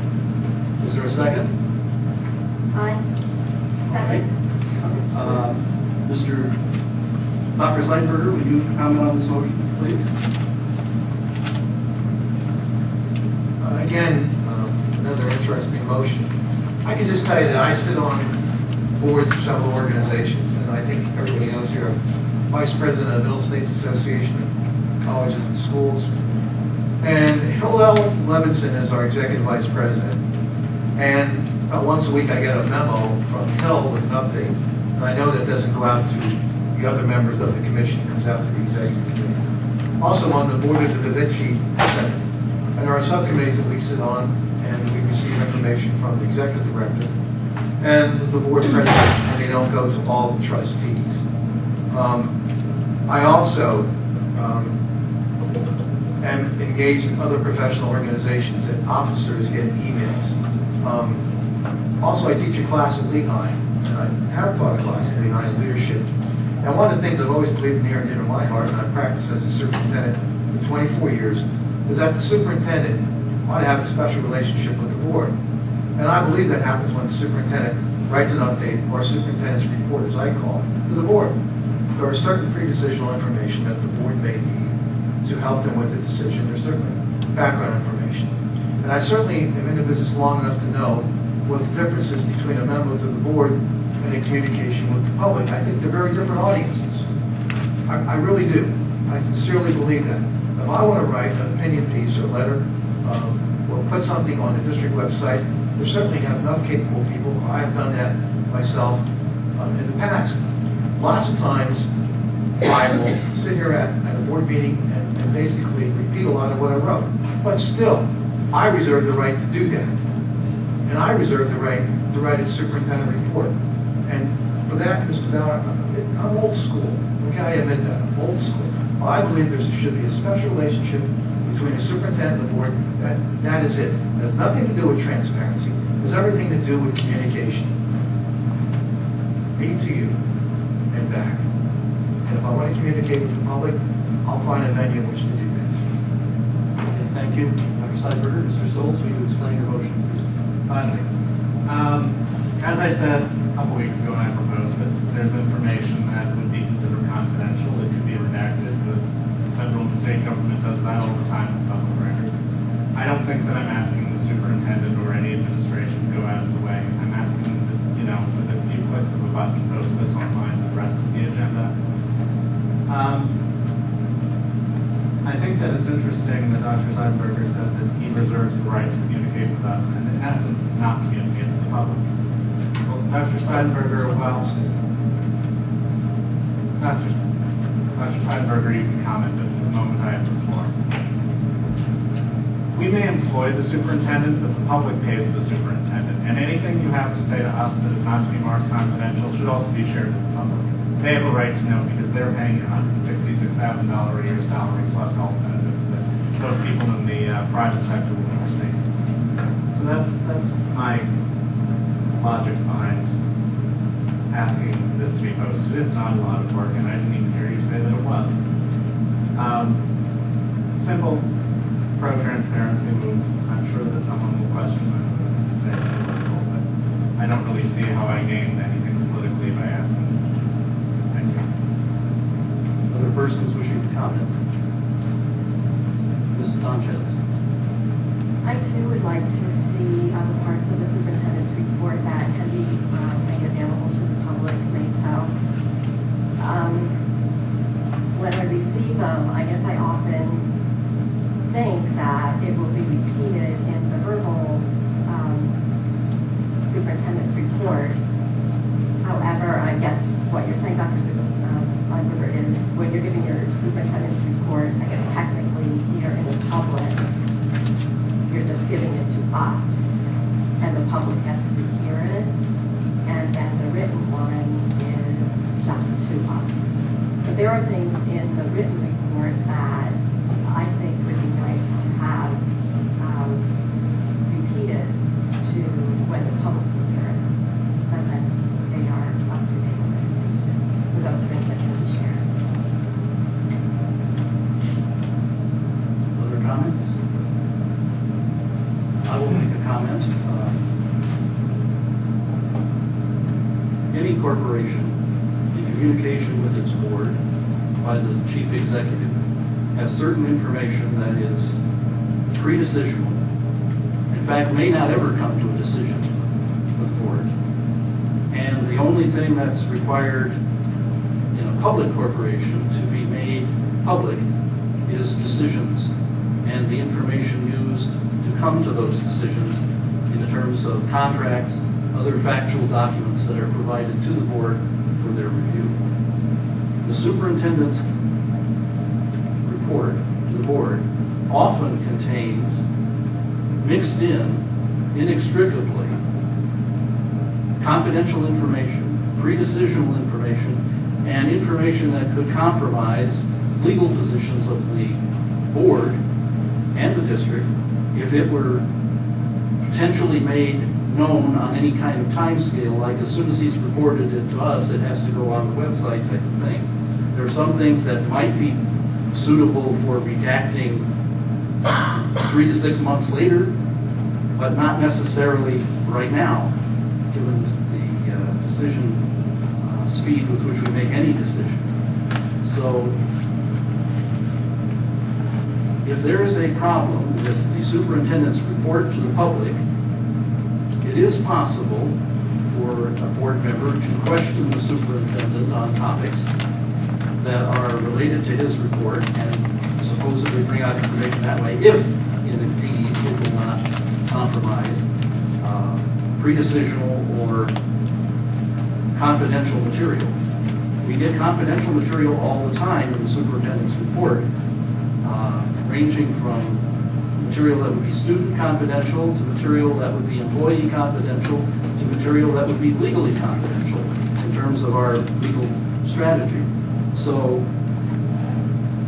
if there's something missing somehow in the superintendent's report to the public, I have not come to it. So I'm not in favor of this motion.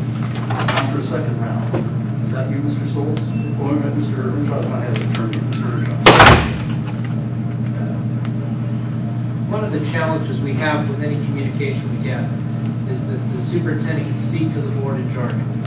He can make reference to Act 48, or Act 80, or Act 93, or Act 50, or Act 1, or any of a number of other acts that have been passed. And we are supposed to, as school directors, be able to understand such jargon. Many of us have availed ourselves of training. Those that haven't certainly could, and if we don't understand it, we're certainly entitled to ask. If the superintendent were providing information for the public in a form that the public would understand, I think it would take more context and more time and effort to make sure the message was crisp and communicating exactly what is intended. I think sometimes in casual communications, we're not always as careful to make sure that our words cannot be misinterpreted. Anything to the public would have to have a higher standard of care. And I think what that would tend to do is discourage the superintendent from spending the extra time to compose the information. I personally appreciate receiving that information when it's appropriate for me to have it. And I wouldn't want to put up any barriers between the board and the superintendent. I don't think this is an appropriate motion. Thank you, Mr. Shaw. Mr. Stoltz? I would ask that when my fellow board members vote on this, they don't vote on it based on their opinion of me. I realize that I'm a burr under the saddle and a thorn in your side, and I have been since pretty much my first day on this board. I would ask you to vote on this strictly based on its merits. This is not going to cause extra work or any significant extra work. Unlike Mr. Earnshaw, I think the public is smart enough to look up what various acts mean. They're already online and Google search is just a click away. And it would be a step towards transparency. If there's something that the superintendent feels needs to remain confidential and it's not put in the report, I'll trust him to make that decision. Redact it. Don't release that. It's going to harm our negotiating strategy or anything along those lines. Again, I just ask that my fellow board members view this at face value and not face it as a reflection of their opinion. Thank you.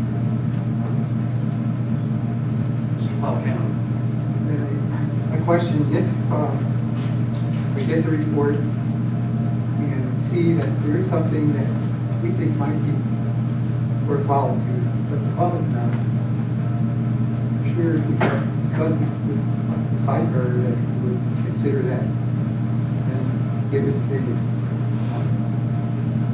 So it's possible that we can still. I'm always open to that, Mr. Phil. You know I will make one other observation before we go to the vote. That is that it is very difficult to maintain communication between a CEO and a board when you have to prepare one set of messages for the board and one set of messages for the public. The natural tendency over a period of time will end up being preparing one set of messages and leaving out, in many cases, or shortening or hinting around some of the candid material that appears in Dr. Seidenberger's current report to the board about certain internal issues and matters that the board needs to be aware of. For example, without naming any particular situation, it is possible for an employee situation to develop which might require a hearing before the board. And the confidential memorandum might tell us that we might be required to have this meeting. That is not something that you come out in public with, because it's employees, for instance, if it's an employee doing the appeal, the employee has the right to have the hearing closed, not public. So all kinds of communications like that would slowly get buried under a process of saying that everything that the superintendent says to the board, redacted or not, has to be subject to somebody making a decision what to redact and what not, put it up on the website. It just goes against communications principles internally. It goes against practical human organizations. We, contrary to some allegations, are transparent as much as we can be. There's a lot of stuff we can't be transparent against because there are actually laws that restrain us rather than the public about what we can and cannot say in many cases. A board member could disclose information that could put that board member into threat of a federal criminal offense from knowledge that the board may have. We can't be fooling around with this on the basis of some mythical lack of transparency. This board is far more transparent than most, and we try to handle all of our stuff in public, and we go to great lengths to insist that certain things occur in the public that others in the past that I've voted in the Valley have managed somehow to not do in public. And I don't think this particular motion has significant merit, and I think it has significant downsides that we should consider. Ms. Birdsell, will you call the roll, please? Ms. Hyde? No. Mr. Stoltz? Aye. Mr. Earnshaw? Nay. Mr. Rhodes? No? Ms. Natchez? Aye. Ms. Fuller? No. Mr. Polifano? No. Mr. Walker? No. Mr. Bauer? No. 7 nays, 2 ayes. Right. At this time, we'll proceed on to the announcements. We had an executive session prior to this meeting to discuss personnel, negotiations, and a confidential matter. On Wednesday, September 26th, all schools and offices will be closed. And our next board meeting is on Monday, October 8th. I have a motion to adjourn the meeting. If it is a substantive motion that would require it being put on next meeting's agenda, why don't you submit it to Ms. Birdsell, will put it on. We have never received any members' request to put in a motion on the agenda. That's fine. I would ask if I'd be allowed to inform the public what my motion is going to be. They'll see it in the agenda when it's published, Mr. Schultz. There really is no end to the lengths that you will go to try to prevent the public from knowing what's going on at these meetings. Mr. Schultz, you are casting aspersions on members of the board. Oh, you cast aspersions on me all the time, Mr. Mr. Schultz, you will please refrain. If you want to make a motion, go ahead. I will declare it improper because the public hasn't had a chance to review it. And then it will be on the agenda. The only notice of it will be on the agenda for most people. Go ahead and make your motion. I move that the East Penn School Board of Directors direct the administration to prepare a report on webcasting board meetings. The motion is improper. It will be on the agenda for the next meeting under unfinished business. Any other? Ms. Sanchez. I have a question. When will the revenue expenditure budgets be prepared, the ones to the end of the year, and the general fund budget, like the kind of the wrap up of the past year and the budget books? When the auditors finish, when we get the auditors report. It's up to Mr. Gorman when we get it. Any other questions? Okay, a motion to adjourn. Second. All those in favor? Aye. Meeting is adjourned.